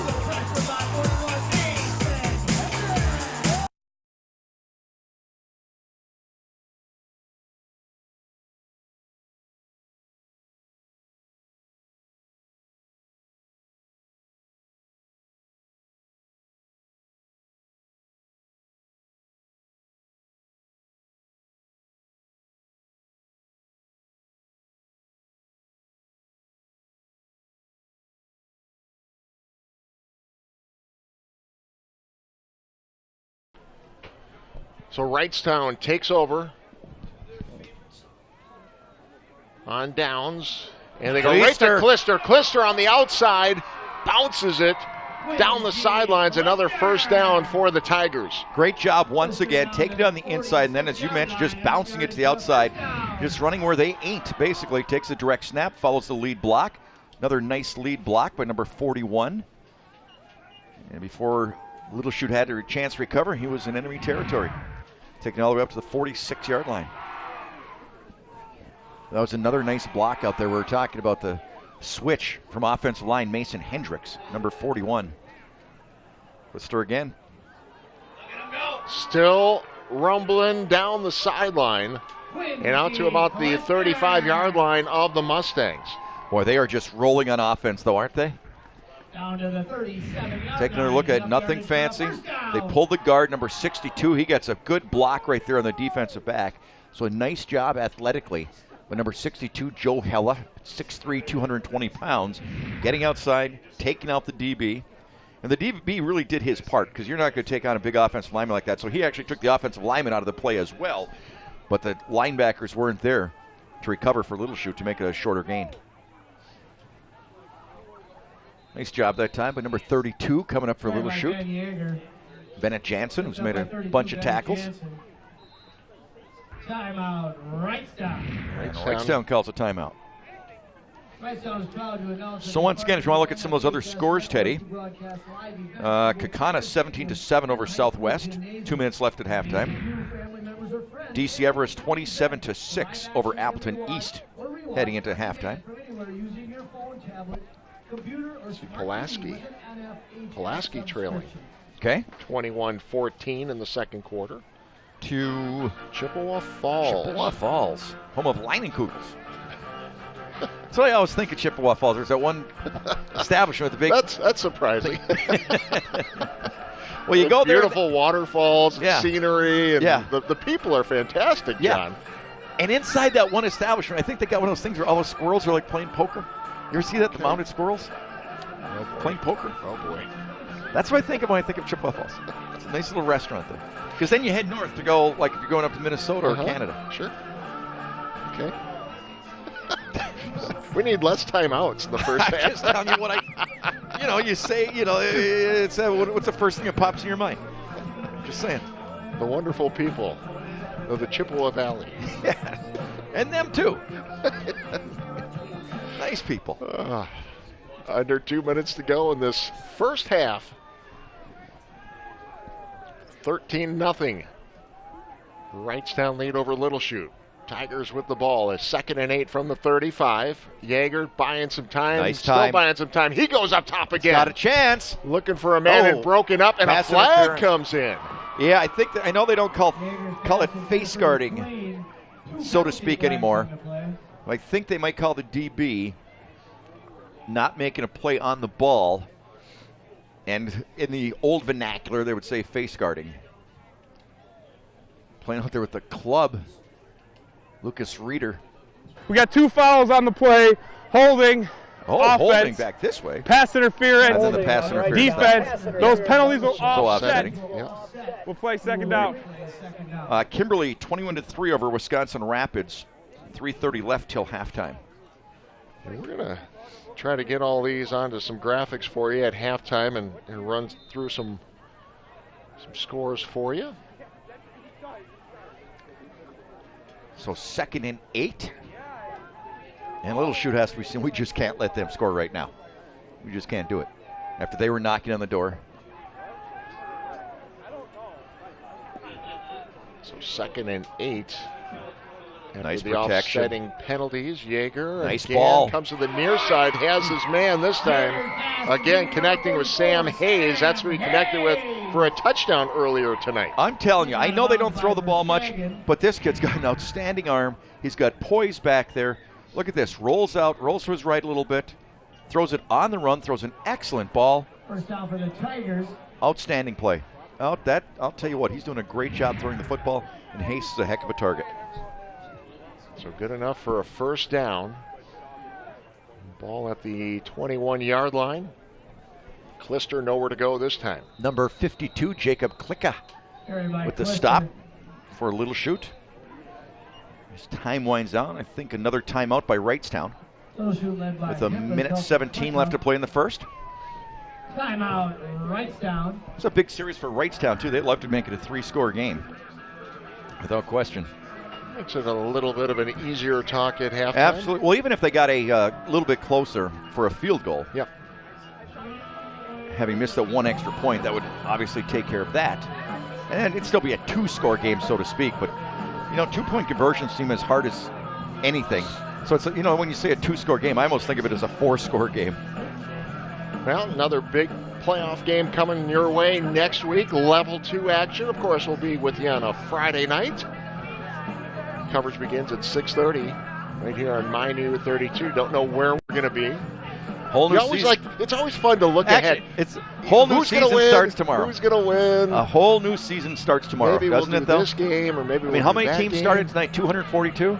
224. 224, which means 100 and some tomorrow and a half. You got to take that right shoe off to finish the counting. Let me think for a second. 2nd and 9. Here we go. Ball sitting on the 20. 2 receivers to the left this time. Yeager looks that Open. way. Goes underneath To Hayes once again. Nice route. Just ran a basic outrun. They gave him a lot of cushion. I'm surprised they gave him that much cushion. They're worried about him going deep, I think, and he's beaten him on that route before. But this time the DB just kind of back plays off. Quarterback did a nice job looking off to the right and then coming back to the far side. Not an easy throw. When you're setting up to the right side like that and looking to the right, then you have to come all the way across your body and make a frozen rope type of pass. There's a nice connection here between Yeager and Hayes. Outstanding. And again, they haven't thrown the ball much all season. And then let Klister clean things up. He always gets Although, something. you know what?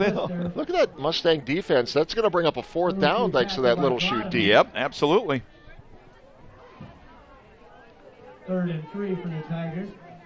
Moving down inside of a minute. So 4th and 3 from the 14, I would say. 13, 14, roughly. Roughly. And it is 4-down territory. Thought maybe they'd kick the field goal here. Yeah, I thought if they got this close, this would be about the range they'd want to be. Well, they need a couple of yards for a 1st down. And Yeager will keep it got himself. Well, let's close, see. Real close. I'm taking a look at the official on the Me far too. sideline. It's a hard angle that we're at right here to tell what's what. I don't see anybody pointing, to be honest with you. What's the call? Well, they're looking at each other. Let's see. Is it going to be a 1st down? I don't know. I think they're going to measure. We're going to measure. I've never seen them do that before. They'll take the ball to the far side. Why didn't they just leave it right where it was and bring the chain crew out? Their feet froze? Yeah, you know. That's bizarre. I get it, though, because that's the official, the spotting official. Yeah. Is standing his feet where he believes the ball was down. But, yeah, usually it's right where the play ends. Right. You come running in. And Right. I've literally never seen that. So I guess they're saying he's short, right? Yep. Okay. And you can see right there Yeah. by about a football length. Okay. 1st down, Little Chute. Oh, big stop for Little Chute there. Nice big tackle for them. Huge Yeah, play that really for is. No Little question. No question. Keeps it a 2-score game. Right.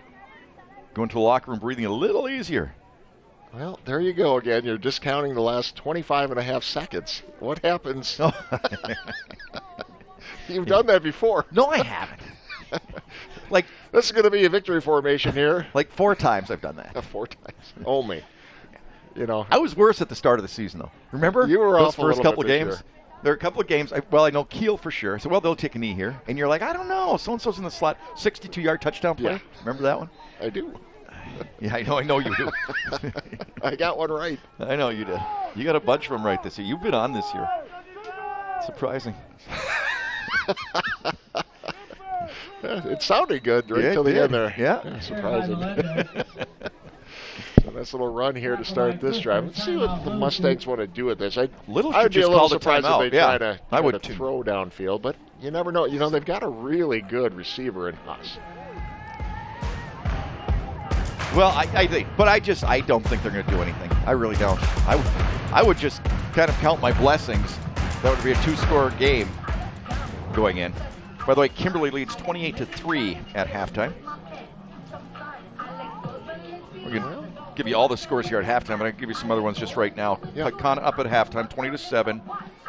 DC Everest, 33-6 lead over Appleton East. Appreciate my buddies sending me all those scores. Yeah.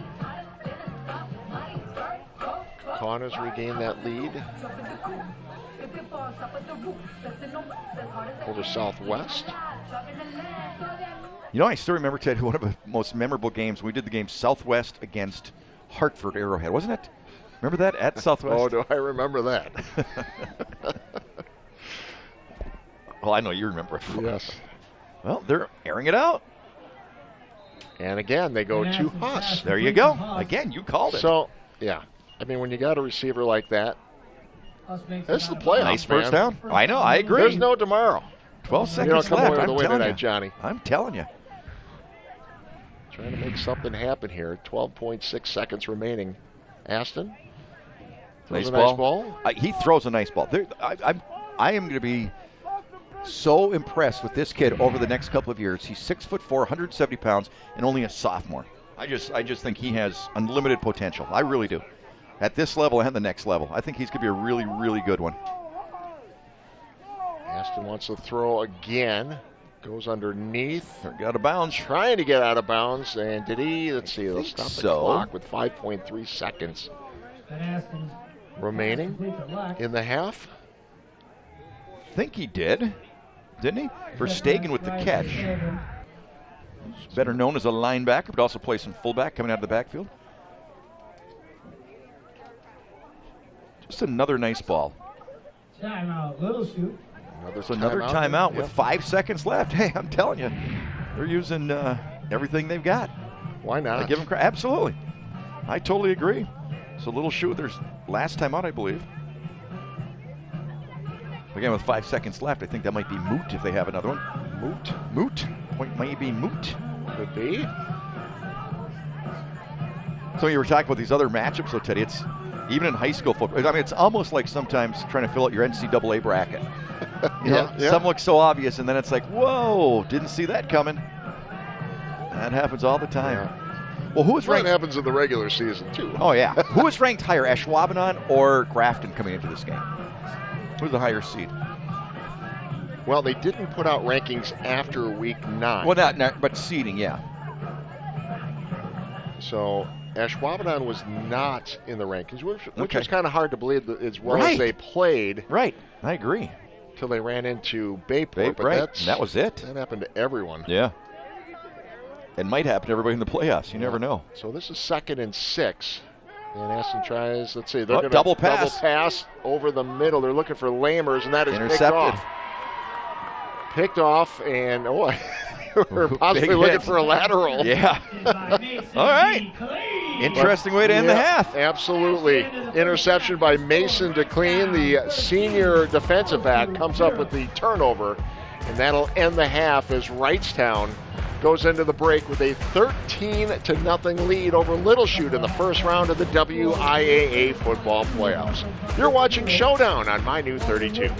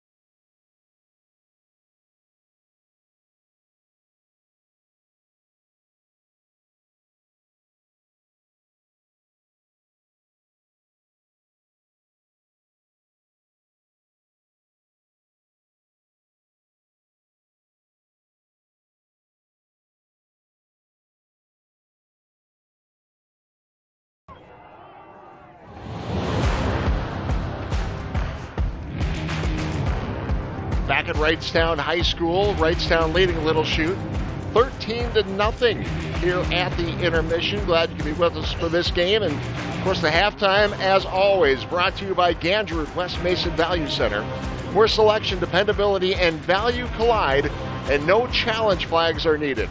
Search vehicles starting at $4,900 at GandrewWest.com. Well, John, we thought it might be a ground and pound game. And right off the bat, we saw a terrific pass play for Wrightstown that got them on the board, and they haven't looked back since. You're exactly right. I think the biggest surprise of this ball game is how well Wrightstown is throwing the football. I mean, they came into the ball game, with very minimal yards passing for the season, like 400 yards passing for the entire season, and they've just done a tremendous job throwing it around out here tonight. But it was that ground and pound passing game that set that up, because early on they just started going between the tackles, picked up huge chunks of yards. Then they had a little bit of play action and just a beautiful 44-yard touchdown pass to kind of get things rolling when they got their first touchdown of the ball game. They've just, I'll tell you what, for the first quarter and a half, they just dominated this game. Little Chute had that one nice drive, got down close, 1st and 10 from the 13-yard line. Then they had 2 penalties and 2 sacks in the next 4 plays, and that really took them out of position. They ended up with a 4th and about 25, I think it was, or something like that. But then they did a nice job down here. I thought that was a huge stop for Little Chute right at the end of the first half, stopping Wrightstown when they're getting down around the 10-yard line. I thought that was huge to only go to the ball into the locker room down by 2 scores in this ball game. They've got to find something offensively, though, to really hang their hat on. Absolutely. Well, we're going to take another break. We're still trying to locate some scores. We'll get that for you. We've got a bunch. We've got a bunch to share with you. So stick around. It's halftime with Wrightstown leading Little Chute here in the first round of the WIAA football playoffs. We'll be right back.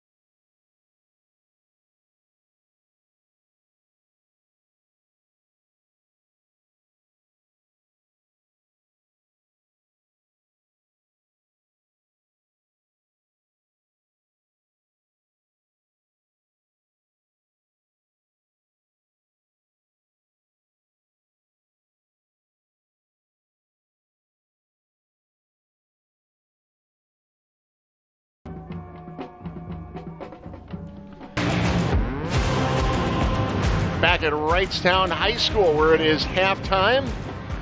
Teddy and Mino with you once again. So 13-0.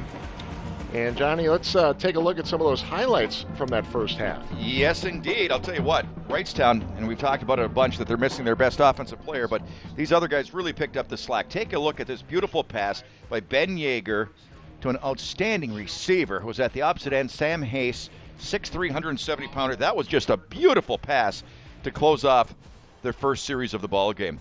It was all Wrightstown early on. That offense was just rolling. Go for the extra point. Partially blocked, I believe, hits the post, and no good. So 6-0 lead for Wrightstown at that point. But again, that juggernaut just kept rolling. This young man just had a big first half. Just rumbling and finding the yards. That's Quincy Clister. He, of course, scored the winning touchdown the last time these two teams played, and he scored again right there, just following some nice blocking. Just had an outstanding first half. Again, nice blocking, nice stiff arm right there. Puts his head down, just rumbles. Just doing a great job. I'm telling you what, this is a very tough football player here and a tough offense, tough defense. This is a nice Wrightstown football team. Yeager now on the quarterback draw, takes up the middle, takes up the right side, does a great job, splits it, takes it in all the way, just doing a great job right there, running that little bit of an option of the two quarterback system. And that was their second score of the football game. Little Chute tried coming back. They put together a couple of really nice drives. A big sophomore quarterback with a nice strong arm. Watch this play. Watch this concentration on the part of the receiver there, just staying with it, making the catch, taking it down, Tate Huss. But that drive would stall at the 13-yard line. And then I'll tell you what, Little Chute did a nice job holding him off in the second quarter. 13-0 our score. All right, we'll take one more break. When we come back, we'll promise those scores. We'll get them to you as halftime rolls on here at Wrightstown.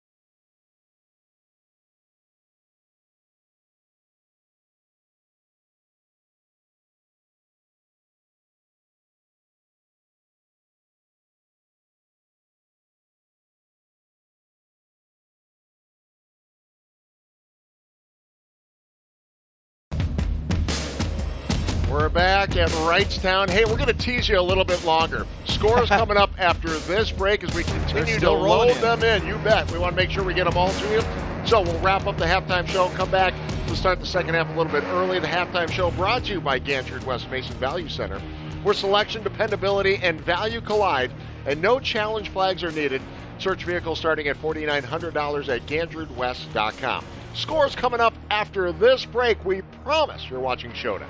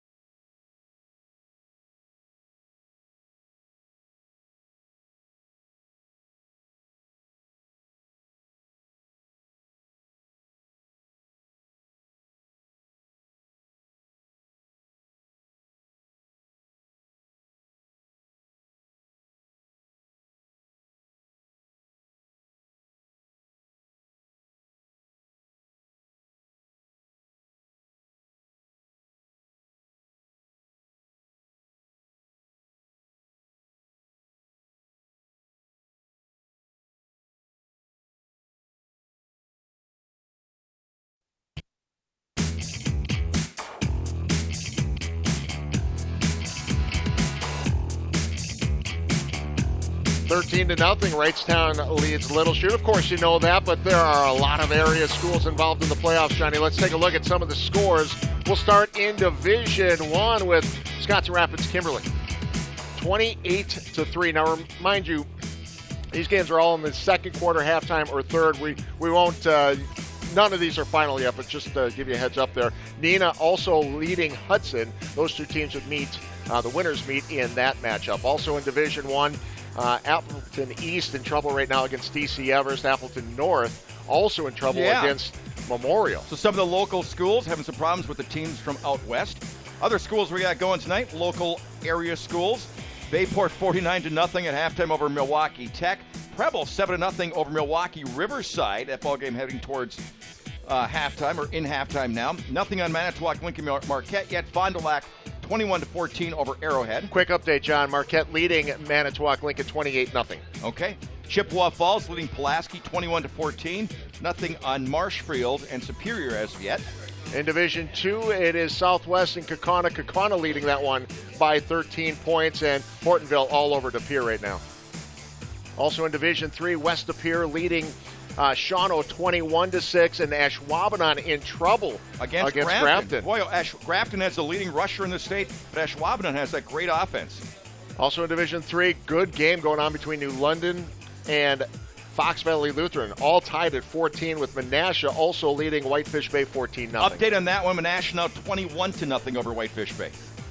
So that's looking good there in Division 4. Freedom 22-0 over Northland. Yeah, a lot Pines. of people watching this game and interested Absolutely. in how Freedom's doing tonight. And of course, you see our score with Wrightstown and Little Chute, 13-0. Also in Division 4, Campbellsport and Kiel. We saw them earlier, number 1 ranked team in the state, leading big 28-0 over Campbellsport, while Xavier leads Denmark by 11. Let's get back to action here. We'll get you some more scores as we move along here as Little Chute gets ready to kick off to start the second half to Wrightstown. Ted Stefaniak, John Mino with you for this Level 1 playoff game in Division 4 between the Mustangs and Tigers. This one fielded inside the 10-yard line, and a big hole, and off to the races we go.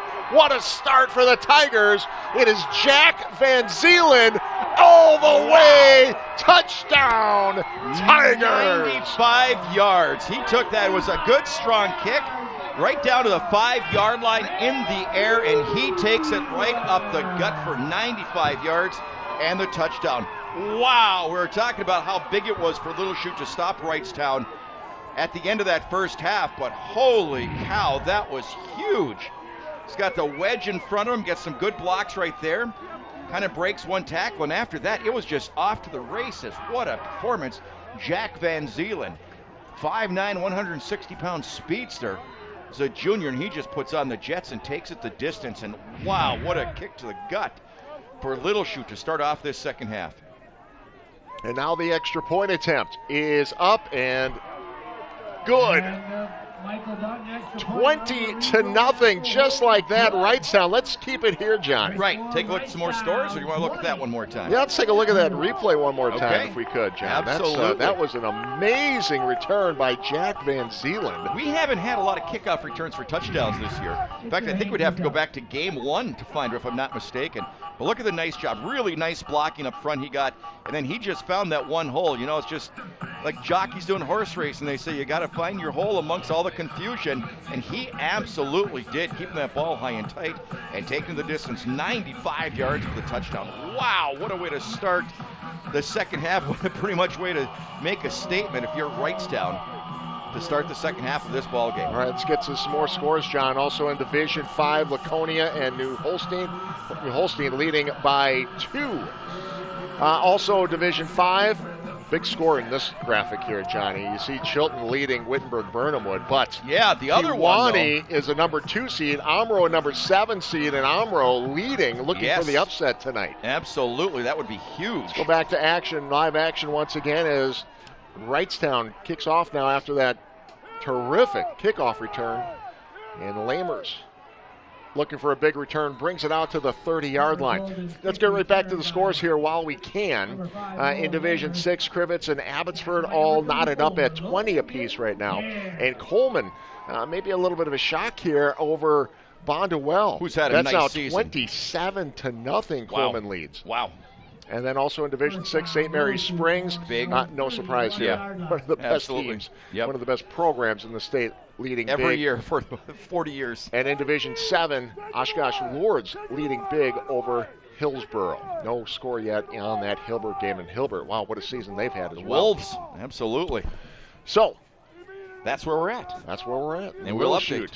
They've got a big hill to climb right now as they go back to work. Handoff. And a first down, so a nice run here, Jacob Melendrez. He's kind of come out of nowhere in this ballgame, though, hasn't he? He's had a couple of really nice runs.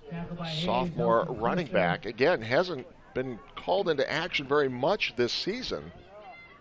Only 4 carries coming into this game, and he's got a couple tonight.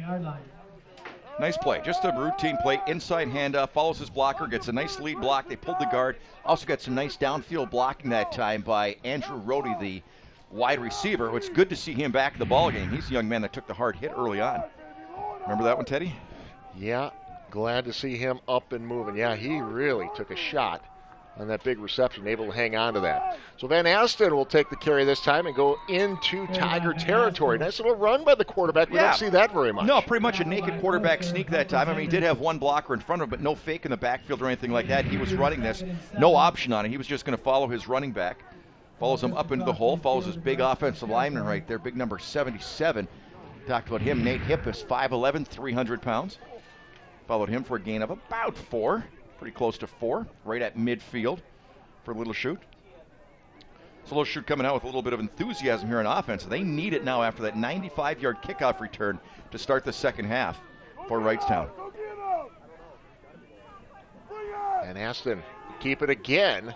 Finding a little success. Oh, and then that was I thought he had a bigger hole. As soon as you said success, I'm telling you, number 87 was right there. Andrew Lamers came out and just shut that door. You're right. Everything was flowing nicely to the right, and then watch this. All of a sudden, it just closes. Oh, shook off the block, and right. Look at Lamers' big chunk of turf comes on his face mask on that one. Quincy Klister, who's had a heck of a ball game offensively and defensively, to shut him down for a gain of 1. So 3rd and 5 at the 49. All these turf fields, you don't see that anymore. No, you really big don't. Piece of turf That's stuck right. to the helmet. Nobody gets dirty anymore. So a 3rd and 5. Big play here for the Mustangs. That is broken up. They were looking for Carson Wingard that time. Had his man, the defensive back, number 87, broke it up. It looks like almost like hurt his finger. Andrew Lamers that time, as he bent over in pain. But just a nice job with the defensive back that time, knocking that one away. Boy, every once in a while, when you're playing basketball in a warm gym, you catch jam that a one finger. on the finger. I cannot Isn't imagine that the being out worst? there in the cold No. weather. Look at my finger. That'll never heal. Yeah, you don't have to show me that finger. I'm just telling you. Isn't that gross? Yeah. I'm glad there's no camera up here. We could get a shot. 4th and 5, and punting situation for the Mustangs. This one back to the 15-yard line. A little spin move, and we will take a timeout. You're watching Showdown on My New 32.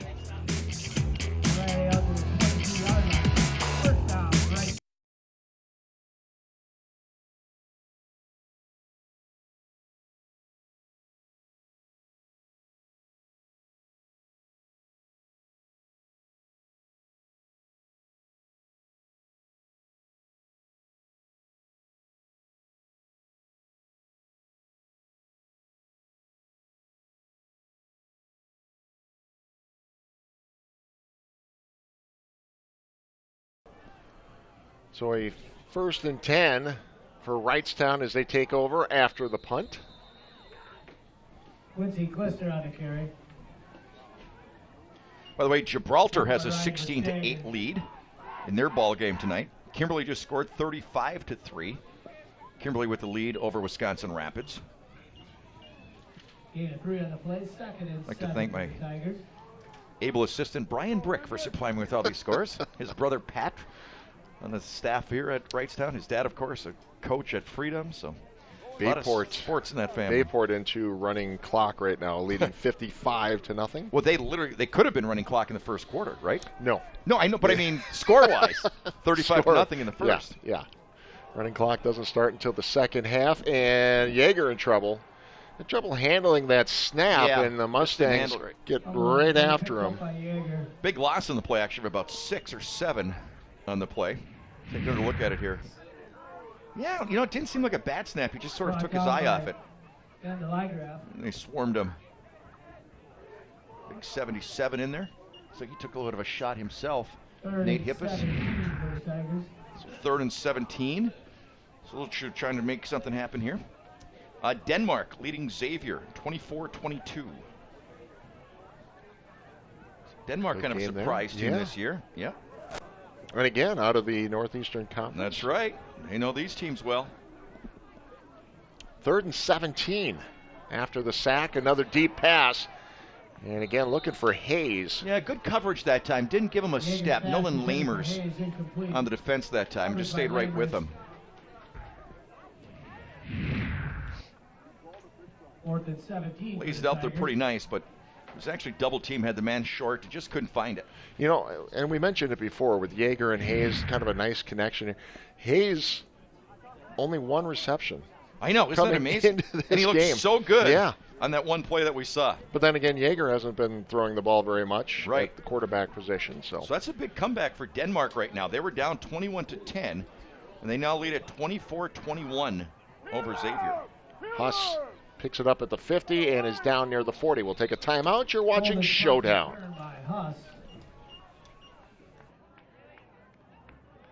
Tackle by Klister, up from Vincent Yeager.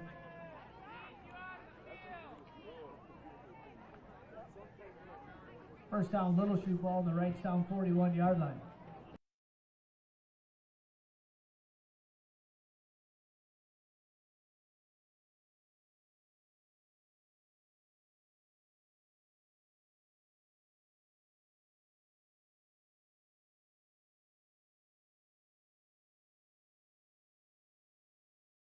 So pretty good field position here for the Mustangs as they take over on the Wrightstown 48. Gain of a couple. Once again, Jacob Melanendres. A couple other scores. Pulaski has now tied up with Chippewa Falls 21-21. Hortonville 35-0 over De Pere. Denmark with a barn burner against Xavier. They now lead that one 24-21. They had trailed 21-10, so they scored the last 2 touchdowns. So Denmark has taken the lead over Xavier.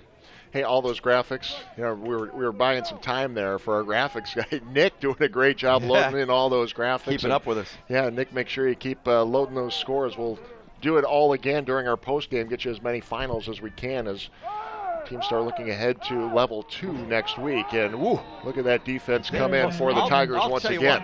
Quincy Klister is an outstanding football player. Only a junior, number 9, offensively, defensively. When he makes a hit, there's no more forward progress. Watch this. He has 2 blockers in front. He's got the big guard coming up. Guard takes out the outside linebacker, but then Klister just shuts the light out. So 3rd and about 7. Fond du Lac, by the way, leading Arrowhead 28-14.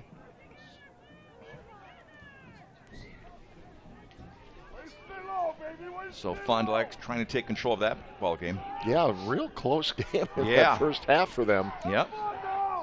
We saw them in week 3 against Kimberly, and they sure look good. So Van Asten has a man, and they shake off a would-be tackler and down to the 25-yard line. Nice play here by the Mustangs. Yeah, Tate Huss with the reception.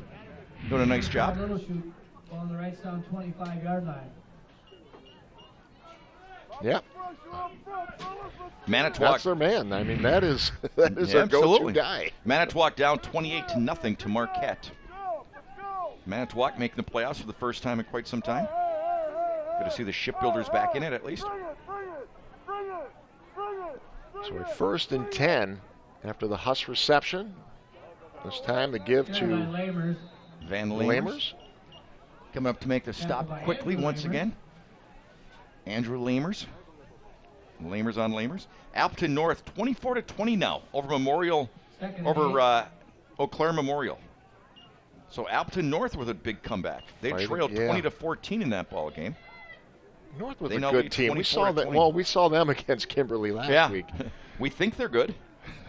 Well, we know. It's just if that's the measuring stick, you know. I mean, that's 3 losses for Appleton North this season, all to top 6 teams in Division 1. Yeah, that's right. So a 2nd and 8 here for Little Chute. And a flag comes flying in. This one might be coming back. Yeah, it might have been a little something extra over on the right side. And sometimes when they hold them down like that, they'll call a hold. See if that's the call. Over on the right side, you may have seen it.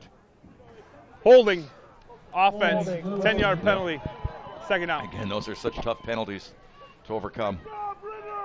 As mentioned, Fond du Lac 28-14 over Arrowhead. Fond du Lac a 2, I believe, right, Ted? Fond du Lac is a 2 in the playoffs this year. 2nd and 7. Little surprising. Thought they might get a 1. In a different bracket. Madison Memorial, the number 1 seed in that bracket where Fond du Lac ended up.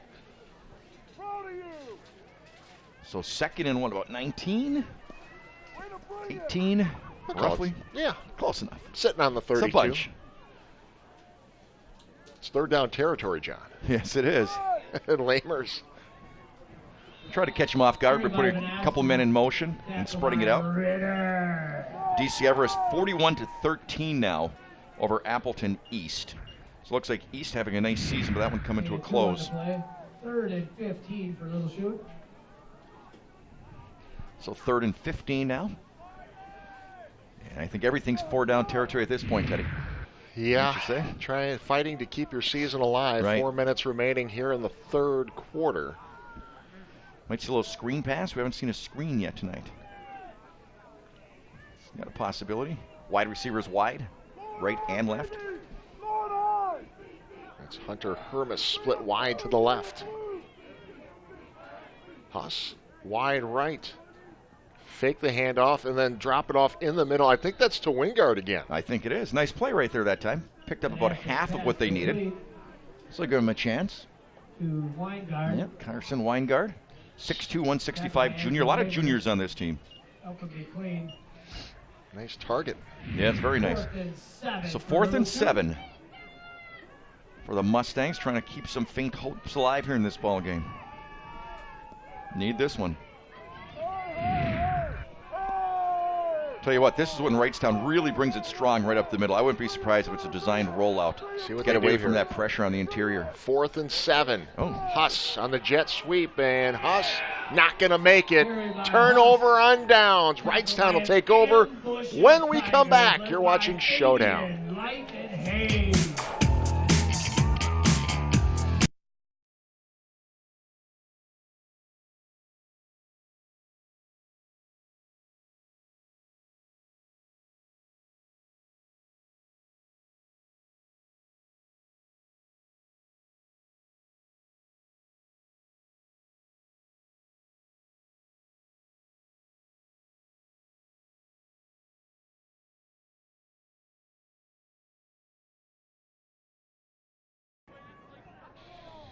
So Wrightstown takes over on downs. 1st and 10 from the 20-yard line, and a flag comes in right away. And I think we're going to see a healthy dose of Kleister on this series. Just trying to burn some clock and move it down the field. So the biggest surprise tonight, Teddy, and nothing's over yet. What do you think is the biggest surprise in the scores we've seen so far? Kiwani scores so Kiwani, far yeah. myself. Saw Kiwani play early this year against Fox Valley Lutheran, wasn't it? Nope, Keel. I'm Keel. sorry. Oh, it's Keel. That's When you were right. coming back, you You're were right. You're right. 2 really good teams. We were really That was just a impressed with phenomenal that football Keel game. team. And I'll tell you what, they have lived up to that game, haven't they? Keel has worked their way up to the number 1 ranking in the state. And you've got Freedom at number 2, Wrightstown at number 7. Those 3 local teams, I'll tell you what, could be some outstanding matchups there. Well, and Keel in the same division with Little Chute and Wrightstown. Holding penalty makes this a 1st and 20, ball back to the 10-yard line. Kleister once again, number 11, Logan Lex, coming up to make the stop. So the winner of this game will take on the winner of Black River Falls and Baldwin Woodville. Baldwin Woodville at number 2 seed. Black River Falls at number 7. Those schools back in your old Western division. Nice form tackle, getting low that time, then getting some help. From back in the day, Teddy, timeout Wrightstown. Timeout Wrightstown. The safety of our athletes is a top priority. County Rescue Services Well, stands by to assist our also in athletes. Division 4, you're talking about all the teams in Division 4 from the area. In a different bracket, it's Keel taking on Campbellsport. The winner of the Keel game will take on the winner of Xavier Denmark. And we were talking about what a close game that Denmark-Xavier game has been. Right. That's a good matchup. That's a really nice matchup. So, yeah, you start looking ahead to next week. Possible matchups. Starting to see some things pop on that scoreboard. Nina's still in a dogfight with Hudson, 21-13. So the winner of that one would take on Kimberly. Or you're just going to write in Kimberly? No. Oh, yeah. Yes, I have. Yeah. I'm sorry, but they kind of have a bye in the first round. No disrespect to Wisconsin Rapids, but yeah, that's Kentucky against Chopin State. Wow. I'm just saying. Well, and more Again, importantly, they're up no 35-3. disrespect to Wisconsin Rapids, but Kimberly is pretty amazing. Yes. So a 2nd and 15 Quarterback after draw. the timeout for Wrightstown, and Yeager gets out to the 20, which was the original line of scrimmage. Seen that play a couple times. In fact, they scored on it, I believe, earlier tonight, didn't they? In that very play. Quarterback draw and a big long distance play. Does a nice job selling it to the right side. Defense commits. Makes it a manageable 3rd and about 9. Yep. Hey, by the way, all those replays you're seeing tonight, Johnny, the place you love. Simon's Cheese, our instant replay sponsor tonight.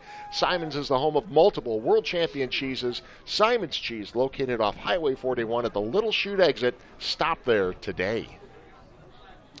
3rd and 10. Ball sitting on the 20-yard line. Yeager Nice to the ball. air to the Nice left ball. side. He And got his man. got it. Yeah, nice catch. Hey, it's Hayes again. I'm telling you, he's had a phenomenal. Now, shy of the first down, they picked up about 8, maybe 9 yards on that. I say they don't go for it. After you see the punt team run on the field. I didn't even notice What? that. What? What are you talking I about? don't even know that. I didn't know. I thought you had a crystal ball there. What? Unbelievable. A couple updates. Coleman up 33-0 over Bonduel. That had been 28-0. Let's see what other scores we got here. Kiel up 42-0 over Freedom Pines. Oh, ball gets over the head of the punter and to the 5-yard line, and he hit a knee, so that'll kill the play. Yeah. Wow, and now Little Chute in great position. What a play you do. As a coach, it's like, just punt the ball and let's move on. And by the way, our scoreboard sponsor tonight is Packerland Home Improvement. Quality window and door replacement since 1973. It matters. It's your home. Fox Valley Lutheran 17-14 lead over New London now. Westy Pier 28-6 over Shawano. Here it is one more time. Yeah, just a bad snap. No, punter didn't have a chance on that one. And then he goes down. Would have been better off to just kick that one right through the end zone. Would that have been a safety? I was going to say. Yeah. Well, now Little Chute in great position here. Our 1st and goal from the 4-yard line. Look at the big man in the backfield. They snap directly to him, and is he in? No signal yet. Nope, they're going to say down inside the 1-yard line. Didn't see that one coming. Nate Hippis. And was it a fumble? And now they're signaling touchdown. A late call. Well, the officials are going to still talk this one over. Nate Hippis, 5'11", 300 pounds. Direct snap to him. The officials are getting. There was no signal from the officials on the sideline. Right. Plays a touchdown. And it will be a touchdown. Wow. Well, you called it. Nate Hippis. Look at this. The direct snap to the big man. Rumble, young man, rumble. Hey, kind of nifty there. He avoided the ankle tackle. That was pretty nifty. Wow. Okay, big Nate. You know what Nate says? You know what Nate says? He says, hey, man, why haven't you been running me all year? Are you kidding me? I told you I should be in the backfield. First points of the game for Little Chute. That was fun. Well, we've seen a little bit of everything tonight, Teddy. 95-yard touchdown, or 95-yard kickoff return for a touchdown, a 300-pounder taking a direct snap for a touchdown. 4 yards on the carry for Hippis. I believe, I'll have to check the stats here. I believe his first carry. I believe it is. Here he comes. You know what? They might go for 2 now, since they move it to the 1-yard line. Hippis wants to come back in. He's like, come on, coach. He's like, I'm warmed up now. He's like, let's do like the Fridge did against the Packers where you throw it to me. You know? Could happen. You never know, buddy. Tackle eligible. Yeah. No, they will go for the extra point. Okay. Just saying. Carter Pennenberg. Low snap. Flag. Penalty flag. False start on Little So Chute. moving that one back. It's the most difficult extra point I've seen in a while. Oh, my goodness. Here we go. Bayport 55-8 now. Pulaski 28-28 with Chippewa Falls. Preble still up 7-0 in the 4th.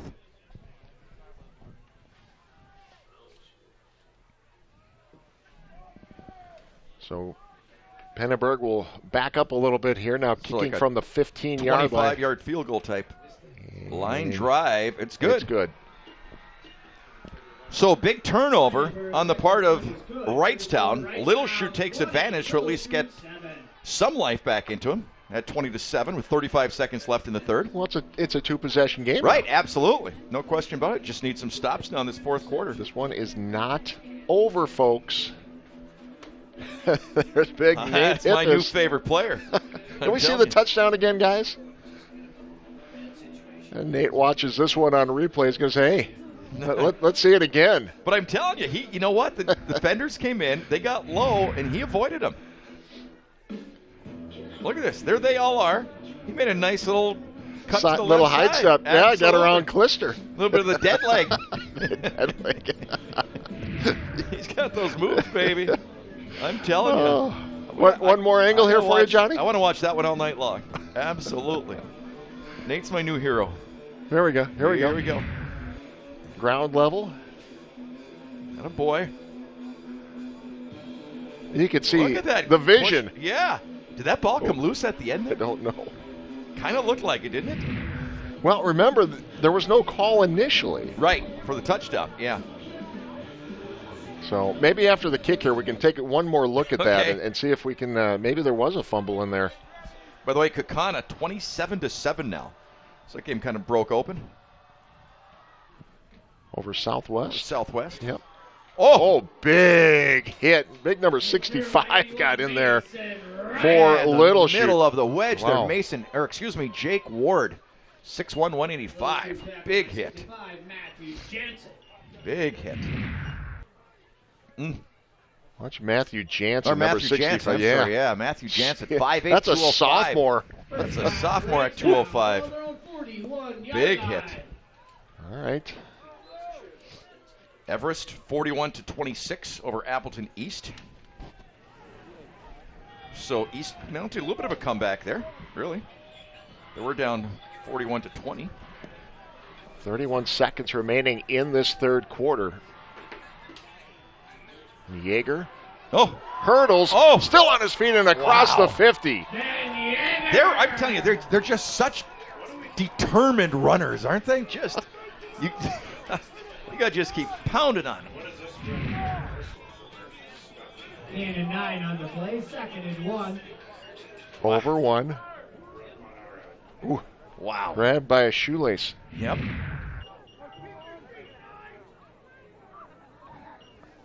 Well, we got a stoppage in play here. That's the end of the third quarter. Your score, Nope. Wrightstown, They're going to let the clock run out. 20. All right. Little Chute, So right. 3 quarters in the books. And it is Little Chute trailing Wrightstown 20-7. You're watching Showdown on My New 32.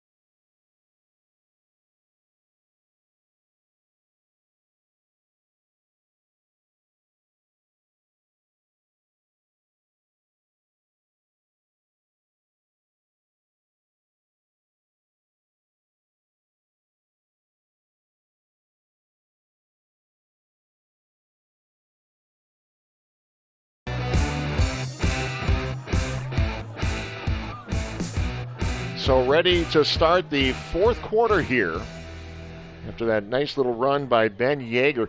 John, this is a big drive here for Wrightstown. Either some points or got to take some time off the clock. This is a 2-possession game as we begin the final 12 minutes of this first round playoff game.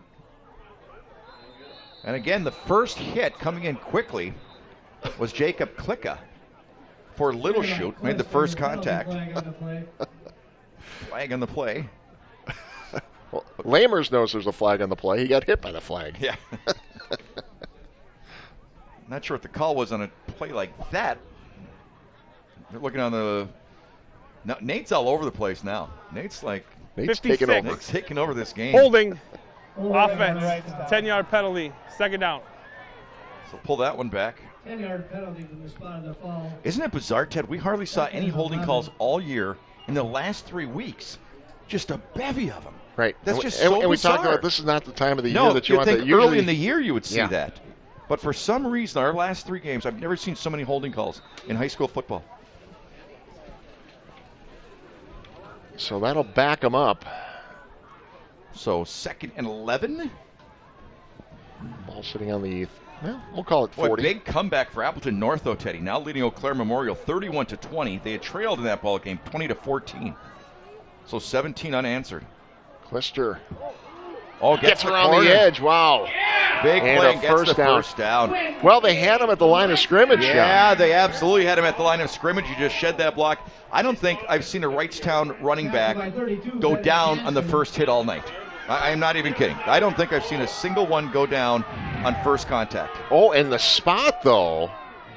They bring it they're back saying so that not a first down. Okay. Coming up short of the first down, I guess. Ah.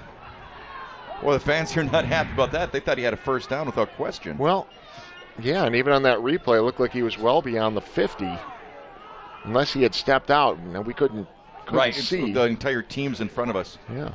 But they'll spot it just shy of the first down. Quarterback sneak gets and then punch it across. So a fresh set of downs coming up for the Tigers.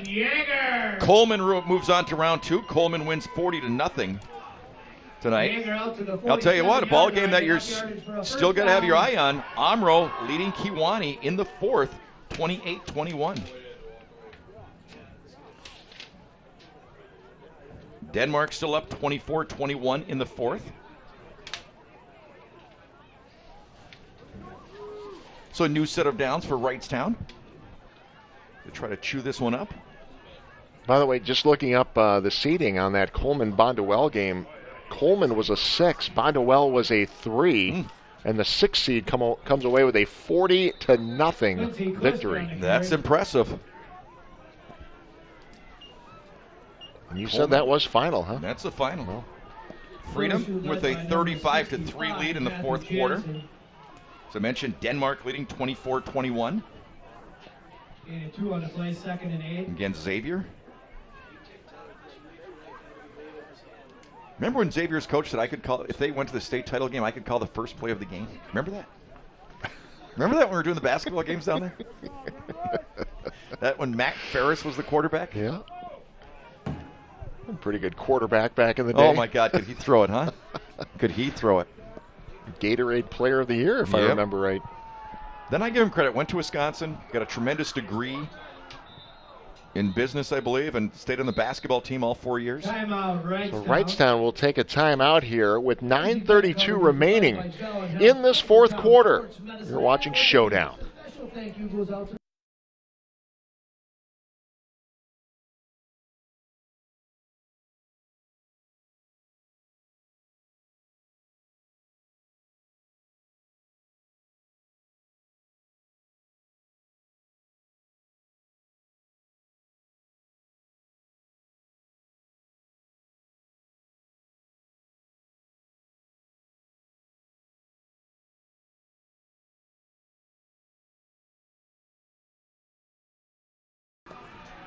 (20-7), Wrightstown leading Little Chute. 9:32 remaining here in the 4th quarter. Ted Stevaniak, John Milo with you. You know, we talked about a possible matchup, Westy Pier and Ashwaubenon next week. Yeah. I don't think that's going to happen. Ashwaubenon now trailing Grafton 35-10. Westy Pier is up 35-14. So unless something magical happens, that's going to be a Westy Pier against Grafton matchup. Oh, my goodness. How was that not a turnover? We've got to take a look at this one, John, on the Simons replay. That thing was hanging out there. Holy cow. Watch the exchange here between Yeager 2 on the play, 3rd and 6. and Glister. Nice job just hanging on to it. Really nice job. Neenah 28-13 over Hudson right now. So they extended their lead. Pulaski still tied at 28. And again, we'll try to get you as many finals as we can before we leave the air tonight. After our post-game interview, of course, all the scores and highlights with Brandon Kennard on NBC 26 at 10 o'clock on NBC 26. Had the chance for the pick right there. Tate Huss broke on it, did a nice job breaking on it, just couldn't haul it in. Yeah, Huss, the leading pick master for the Mustangs this year, has 3 of them already this season. That was almost number 4. Could have been. So another stand for Little Chute's defense here in the second half. The only points in the second half for Wrightstown coming on that 95-yard kickoff return to start. Well, we talked about this being a big drive for Wrightstown. Right. Trying to protect a 2-score lead here. Now they've got to give it back. There's another tough snap to handle by the punter, but they get it away. And dancing on the sideline, stepped out of bounds at the 15. So we'll take a look at it when we come back. You're watching Showdown on My New 32.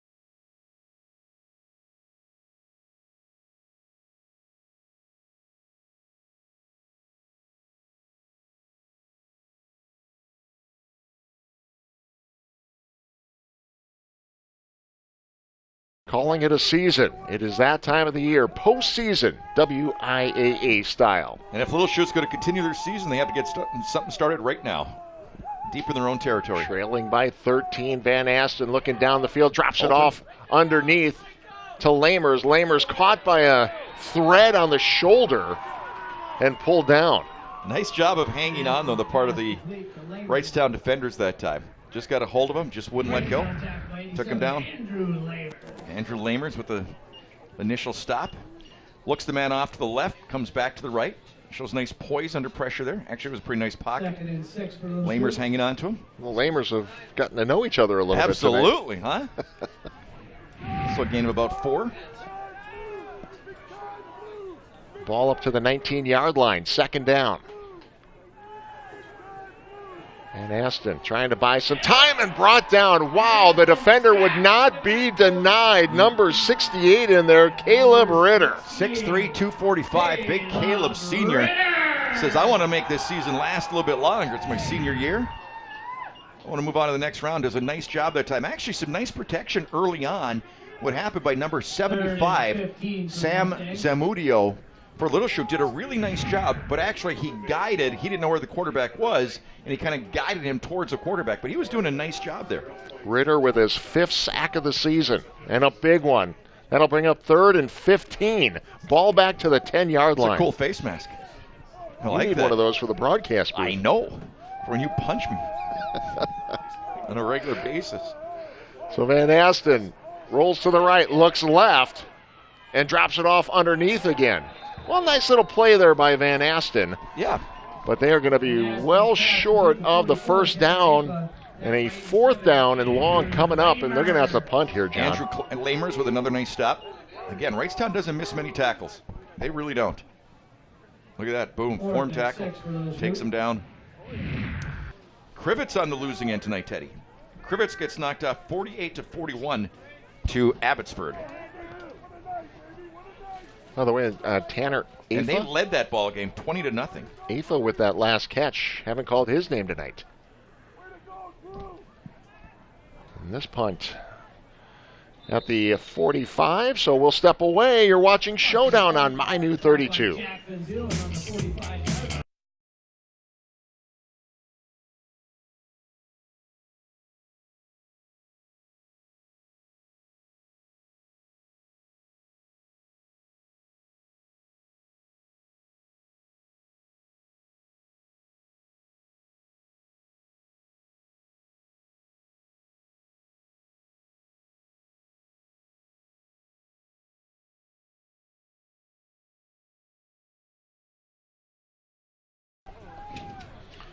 Update on the score, Teddy. Yeah, what do you got? Big one. Kiwani and Amro now tied at 28-28. Ooh. Kiwani fighting back. Yes, absolutely. Menasha winner tonight. The Blue Jays move on, 28-14 winners for Menasha. Clister with that first carry after the punt by Little Chute, so Clister picks up 1 yard, maybe one. Not much, but you would expect Wrightstown keep it on the ground, pound it run right that now. clock as much as you can now. You bet. Another big score, Teddy. Denmark now leads 31-21. So that one's been back and forth. Denmark Against, now with a 10-point lead. Against Xavier? Yes, sir. Yep. So officially no gain on that last play. 2nd and 10 from the 45.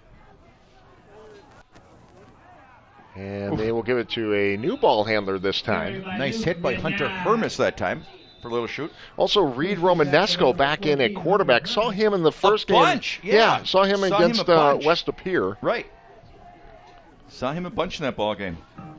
Pulaski now at the lead, 35-28. Yeah, timeout on the field right now. I think it was Wrightstown taking their second timeout. So a chance to look at some more scores here, John. Yes, sir. What do you got? Well, like I mentioned, Pulaski leads 35-28 late in the ball game. Ashwaubenon trails Grafton 42-10.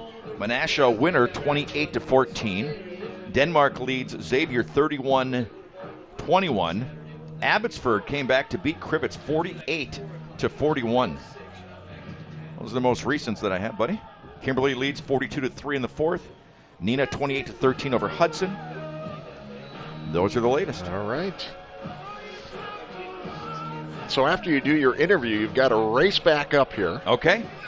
Which I'm sure you'll do because it's a little cooler outside. It's a little chilly. Than it is here in the press box.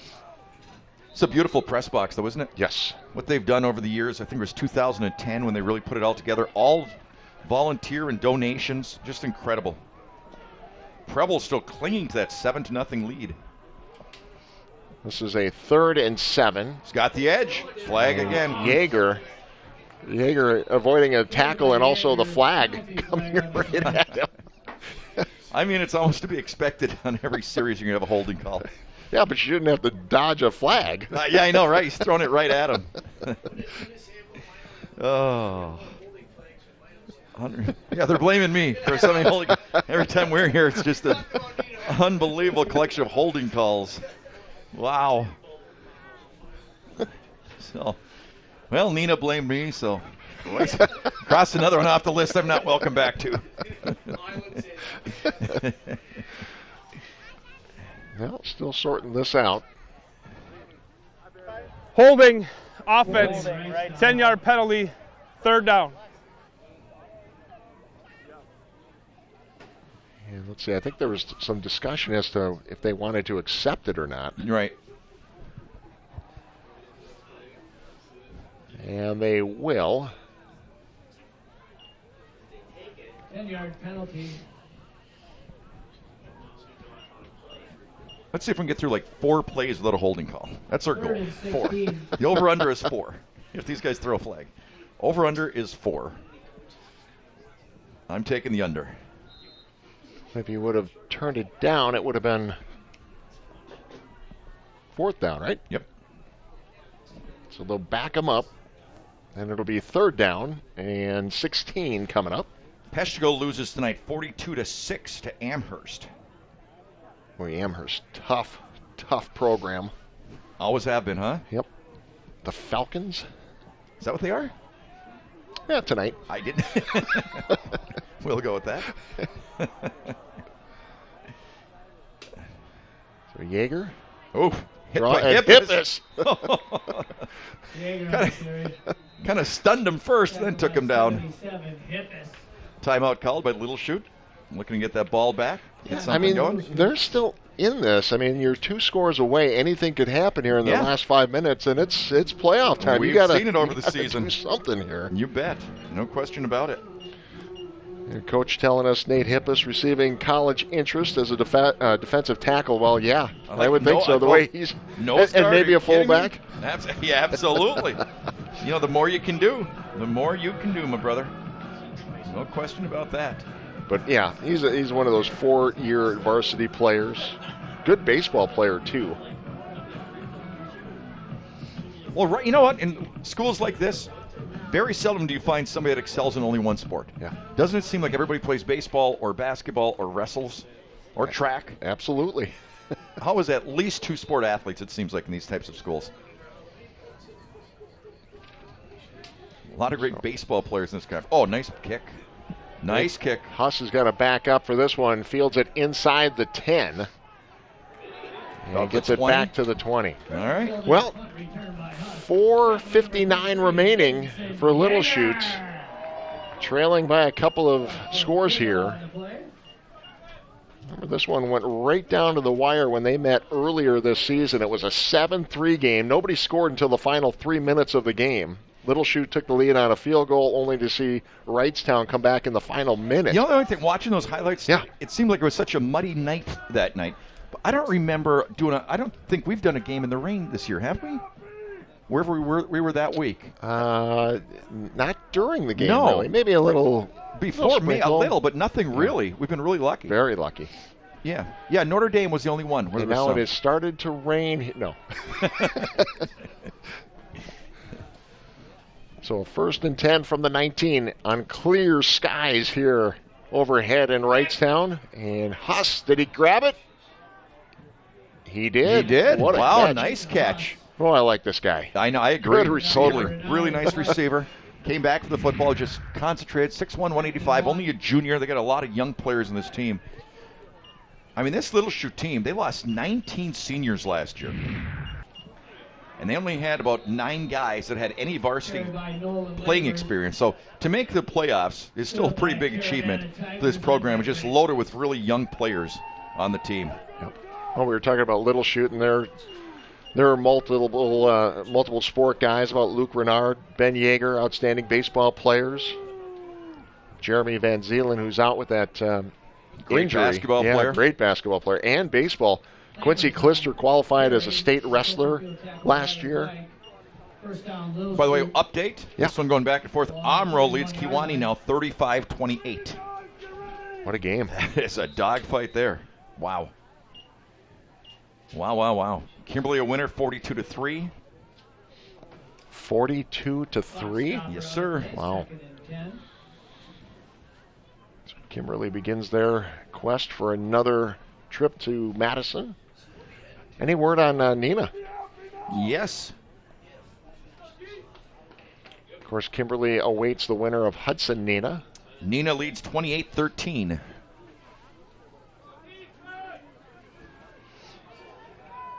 Pulaski and Chippewa Falls tied at 35. Good one there. That one was tied at 21. Now it's tied at 35. 2nd and 10 here for the Mustangs. Passing time. It is Van Asten looking for Huss again. That's did he make close. Yes, Yeah, he did. grabbed it. Wow. What another great No, that's catch. not Huss. That is not Huss this time. It's Weingard again. Yes, great catch. Carson Weingard, 6'2 junior with the grab and a first down. They'll stop the clock momentarily to reset the chains. Now the clock begins again. And they'll kill the clock with 4 minutes remaining. Take another look at this one. Just a nice job of the receivers in these last 2 plays. Oh, nice pass, though, too. Put it right in his gut. Again, Cade Van Asten, just a sophomore.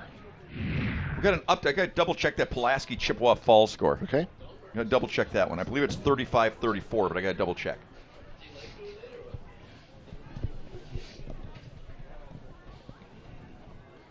Once again, Nina will roll on, it looks like. So Nina will get the honor of taking on Kimberly next week, correct? Yeah. Possible showdown matchup Possible. next week. There could be some good ones on the docket. Yeah, we got to take a look at how everyone finishes up tonight, and then get together and make a decision where we're going to be. Another nice pass. For Nice level completion. 2. That'll be the quarterfinal round next week Right. of the state tournament. Completion that time to Nolan Lamers. He's done a lot on defense, getting some work here on offense. So 3rd and 4 now as Little Chute trying to stay alive here. Again, the 3:53 to the play. winner of this one will get the winner of Black River Falls and Baldwin Woodville. By the way, Preble a winner, 7-6 over Milwaukee Riverside. Preble 7-6. Yes, sir. Hornets get themselves a win. Saw them earlier this year against Pulaski. Incomplete that time. Looked like the timing was off between Huss and the quarterback that time. Something didn't look quite right. Yep, just missed him. Baldwin Woodville with a victory tonight, 42-7. So Baldwin Woodville waiting for the winner of this one. And Baldwin Woodville a number 2 seed, so the winner of this game would be traveling quite a bit. Where is that? I have no idea where That is on the western part of the state. Okay. And get to Chippewa Falls and keep going. Oh, okay. Probably gone through it. Well, the pass incomplete. Little Chute has to turn it over, and that might have been their last gasp. I mean, 3:46, things can still happen, but that was a big series they had to get something out of to try to keep this one alive. But again, we'll try to recap as many scores as possible as soon as this one's over. Yep, and you've got a final on Kimberly. Kimberly advances with that 42-3 win over Wisconsin Rapids. And Nina in control of Hudson, 28-13 in the 4th. Right. So you have a possible Kimberly-Nina matchup next week. And we know that Bayport will be facing Preble next week. Neighbors, huh? Both winners tonight. Romanesco, hands off. Straight Go up back the to middle. the traditional quarterback. Gibraltar up over Suring 30-28 in the fourth. So Gibraltar leading Suring 30-28. I still need an update of that Pulaski Chippewa Falls game. That's the one I'm waiting on right here. It's a big ball game for the Raiders. Yep. Another timeout here. You know, that's a lot of points for a Pulaski game. Kewanee now leads 36-35. Wow, is that a ball game? 36-35 over Omro. Speaking of Kewanee, saw one of their former girls basketball players last night, now playing at Michigan Tech. Yes, Bartolini? No, Sarah Dax. Oh, that's right. Yeah. Yes. Sarah Dax was playing for Michigan Tech as a freshman. Yes. Scrimmaging against UW Green Bay. Of course, I got some pretty Bartolini will be playing. pretty good basketball players here at Yeah. Wrightstown as well. Bridget Froke, Division I recruit. To where? She's heading down to Kansas City Division I program. Oh, cool. Yeah. Were these players of yours? Got to see her quite a bit with the Purple Aces this summer. Pulaski leads 35-34. So Pulaski has the lead 35-34. Keep an eye on that one. Over Chippewa Falls. Back to action here, a 2nd and 7. And Clister with the carry. Good for a couple of yards. Keeps the clock moving, more importantly. But a 3rd and 5 coming up. So a lot of great football taking place tonight. Yeah. So big win for some local teams. Preble getting that win. Nina getting that win. Pulaski possibly getting the win. So big night for high school football. Remember those nights we'd be doing the 10 o'clock shows and these kind of nights? Doing everything possible. Every Friday night was a playoff night. Oh, my gosh. There's no such thing as the internet. It was just depending on the student manager to call in the score. Remember those things? And Wrightstown has to take a timeout here. Coach Clister I not think too they were happy trying to about avoid something? delay a game, Right. I think. Yeah, I agree. You know, it was They always don't wanna funny. give it up the ball Always again. funny in the sports department. Oh, You know, my because gosh. you do this not only for football, for basketball Yeah. and everything. And Yeah. and you remember the newsroom, how the newsroom responded to an election night. Yes. Yes. It would be like our typical Every sports Friday night. Exactly. It's exactly right. Yeah. And we'd have about 3 people doing it. Yeah. Yeah. They have to bring in extra people, free pizza on election night. Right. And we'd be fighting for an editing room. Boy, do we sound like old know. sports guys. But it's old, true. crabby men sitting up here. Old bitter men. In my day. My day. But remember, I mean, we'd go out, try to shoot 2 games. Everybody try to shoot 2 games. 2? Well, if you were doing the 10 o'clock, if you were actually anchoring. NBC 26, we're getting more than that, Johnny. But in our day, if we were anchoring, we'd try to get 2, run back. Is that film? No, it's right after film. Because we'd have the big, heavy decks. But literally, remember for scores, you just pray that a student manager would call in the score. Oh, big play by a LC defense. Well, think about that. When Up a you were 4th shooting, down. Yes. Did you shoot with film? No, I never. No. So you came in just after that? Yep. Yeah, I was a Videotape couple was years starting. after that. Okay. You think about these guys today, they can shoot games on their phone. I know. It's incredible. Think about if you tried to shoot with your phone back in the day. You'd need a long cord. I was going to say, I wouldn't have a cord long enough. Right. So, yeah. Oh, man. But you're right. We do sound like bitter old men. So Wrightstown having to punt away here, so some life. Little Chute trying to stay alive. Yeah. Huss. Oh, there's the flag. There's the flag I was waiting for. Taken out of bounds by Vincent Yeager. Penalty flag on the play. I wonder if it's a hold. Oh, boy. Just saying. Heads up, guys. We're going. Legal block in the back. No, black in the back. On the return Okay. team, 10 yards from the spot of That's the even foul. better. First down. Here we go. All right. So 2:08 left to play. Yeah. Little Chute needs to get down and score in a hurry, do an onside, and try to keep their season alive. All of next week's games are on Fridays still, right, Ted? They don't move to Saturday at all, do they? Unless both teams agree to it. Okay. So, but most likely. Most likely it's going to be Fridays. It'll be Friday night. And, of course, we will be airing a game next Friday. Freedom, by the way, a winner tonight over Northland Pines, 35-3. Freedom moves Yes, they on. did win 35-3. 35-3. Freedom moving on. Fox Valley Lutheran leading 27-7 right now. So Van Asten winds up, fires down the field, nobody home, looking for Huss. Aston's pass. Excuse me, 27-17. Fox Valley Lutheran leading New London. Again, that was 14-14 at half. Right. And another final, Baldwin Woodville. Again, we saw that Fox Valley Lutheran team. They're nice. That's a nice Fox Valley Lutheran football team. Really good teams in the area. Kakana winner tonight, 27-13. Kakana gets the win. That was a really close game for a while.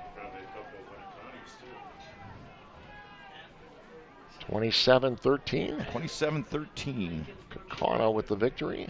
over Green Bay Southwest.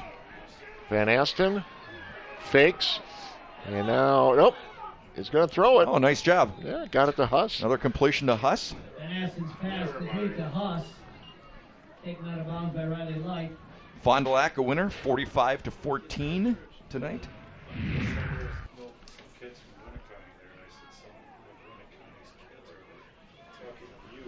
And that was a close game near halftime. Right. 21-14. Fond du Lac had the lead, but wow, they really Big second half for Fond du Lac. pulled away. And really, though, I mean, Kimberly, Bayport, Fond du Lac, those D1 teams that we saw that really, really stood out. Right, no question. Really stood out. I mean, he really did well.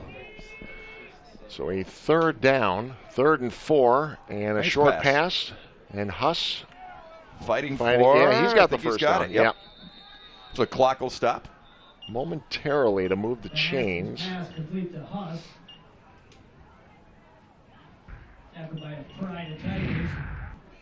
Huss has a bunch of catches tonight, doesn't he? He does. Doing a great job. Again, though, I like this sophomore quarterback. Huss doing a nice job fighting, getting some extra yards there. Only a junior. 6'1", 185, perfect size.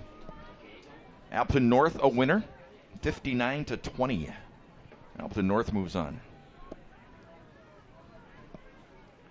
Well, they really turned it on in the second half. They trailed 20-14, Ted. Appleton North did. Now they win it 59-20. Wow. What a huge second half. My goodness, I would that's say incredible. so. Wow. 45 points in the second half. Here we've got 1:39 remaining. And Little Chute. Oh, should have let it go. He had a man. Well, see what he's got going here. He's going to keep it, get out of bounds. Stop that clock. Had a man open on the Yeah. flats there. Yep. Hortonville final over De Pere, 41-6. Yeah, saw De Pere earlier this season, but they were playing Bayport. Right. Yeah. And Bayport did what Bayport does. Yes. Kiwani still leading 36-35. It's been a great ball game. Wow. Back and forth. Saw Kiwani this year. Was that our very first game? Very first game That's against right. Kiel. Yep. Great football game. One of our best of the year. And you like the food. Oh my gosh, I was just beyond belief. Beyond belief. Greatest spread of all time in a high school football game. And Aston scrambling, trying to buy some time, looking for a receiver, and that's broken up. Nice job by Hayes to get in there and knock that one away. Yeah, right at the last second. Looked like that had a chance, but Sam Hayes came over and knocked it away. So it brings up 4th down and 5. And this would be the last chance for the Mustangs, without question. Boy, they got fighting them, though, don't they? I mean, they really do. Just no quit whatsoever. Total spunk and fight. Yeah, been a rough year, though. Yeah, it really has. They've lost 3 of their last 4 games. Last year, 9-0 conference champs. Right. But like you said, 19 seniors they lost last year. That's a big group. 9 players back that even had any experience. So they're young. Oh, nice ball. Did he come back with it? Nope. Couldn't come back far enough to make the catch. Turnover on downs, and now That's gonna do Wrightstown it. gets it back. So Wrightstown going to be moving on to level 2. As they Nice protection. Need to run Nice out the ball. clock Just here for the next minute 10. receiver just couldn't come back quite far enough to make the catch. So that'll bring it down for LC. Baldwin Woodville already a victory tonight. So Wrightstown will move on to face Baldwin Woodville next Friday in the western part of the state. Victory formation. Everest 47, Appleton East 34. So Appleton East made a ball game of that. That's a final? Well, that's what I've got now. Okay. 47-34. And this one is going to Yeah, I think I'll head roll down, out. Teddy. You ready to talk to Coach Kleister? Why don't you stay here? We'll keep working on those scores. Okay. And let Coach get over there before you head down. Okay. So that way you'll have to run down Okay. at the last second. Everest, by the way, and Appleton East, not a final. Okay. 47-34, but not a final as of Awesome. yet. Our guy with candy here. I know. Taking care of us I know. before Halloween. Certainly is. Certainly is. And that is going to do it. Another kneel down. And, well, Wrightstown moving on. We've seen them a couple of times. That again, defense is tough. They're tough. playing a little short-handed, but they look good tonight. Right. Without Mr. Jeremy Van Zeeland. Yep, they certainly have. But I'll tell you what, I was wondering how they would come out of this ball game, without him, if they'd have to make too many changes. But they just did what they've done all season long, and they did it exceptionally well. All right. Moving on. We'll come back and check out the post-game show, hear from the winning coach after this timeout.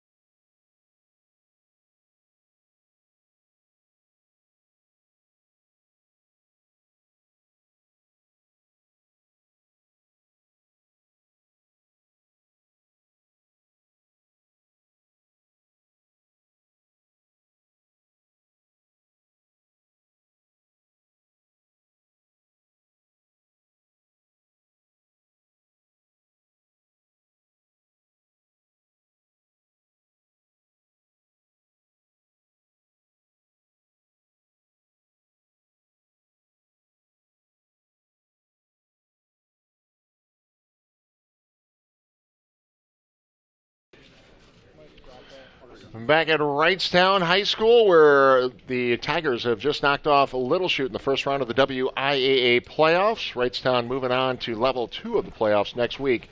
They'll be playing at Baldwin-Woodville next Friday night. We'll take a timeout. When we come back, John will have the interview with the winning coach, Steve Klister. You're watching Showdown on My New 32.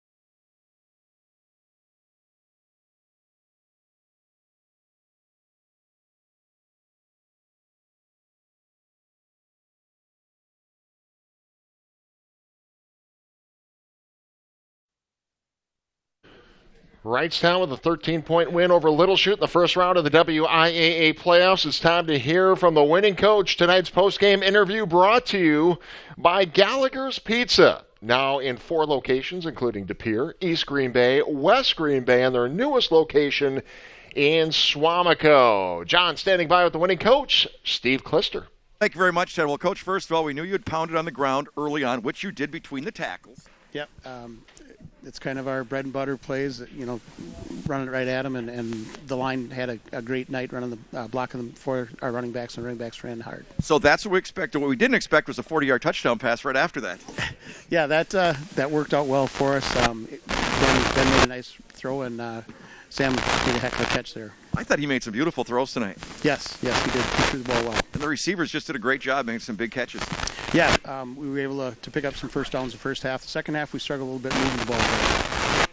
Well, another thing, Coach, I'm just switching microphones on you here. Got a little bit of static. Hang on 1 second. My man with his mittens tries to turn it on. Sorry about that, Coach. Another big play, of course, at the start of the second half, the 95-yard kickoff return. Yeah, we talked about halftime, putting a drive together, and definitely didn't expect that. But we were talking all year that, Jack's a quick little back there, and Coach Scheibel does a heck of a job with our special teams. Another thing we were just raving at was your guys, after a hit carrying the football, they very seldom go down with the first contact. Yeah, they pride themselves on getting that extra yard always. Sometimes it doesn't work out when they fumble the ball, but for the most part, they're good hard runners. And another thing I was mentioning is that your guys really read keys. They're not looking into the backfield and getting faked out. They just look at a key, and they come up so quick to fill, especially your defensive backs and your linebackers. That's got to be something you stress, because for a high school football player to not want to kind of freewheel it a little bit, to follow his keys and responsibilities, that's impressive. The first time we played Little Chute, we did have a little bit of trouble with that, and we really struggled stress that this week. Coach Mellons did a great job getting those guys coached up on that. Do you know your next opponent very well? Know nothing about them. From the far west side of the state, huh? Right. One last quick thing. Coach Einert is here, of course, your longtime great friend and coaching ally, and I'm giving him back some Vince Lombardi coaching VHSs that he loaned me years ago. Were you brought up on those by any chance? No, I don't remember any of those when he coached me. Well, he held out on you. Yeah. Coach, congratulations on a big win, and best of luck moving on to round 2. Thank you. You bet. Thank you. Teddy? All right, Johnny, congratulations to Wrightstown. Again, moving on to level 2 next week against Baldwin Woodville. Come back and get you some more scores from around the area. Area teams moving on to level 2. Who's in, who's out? That's next on Showdown.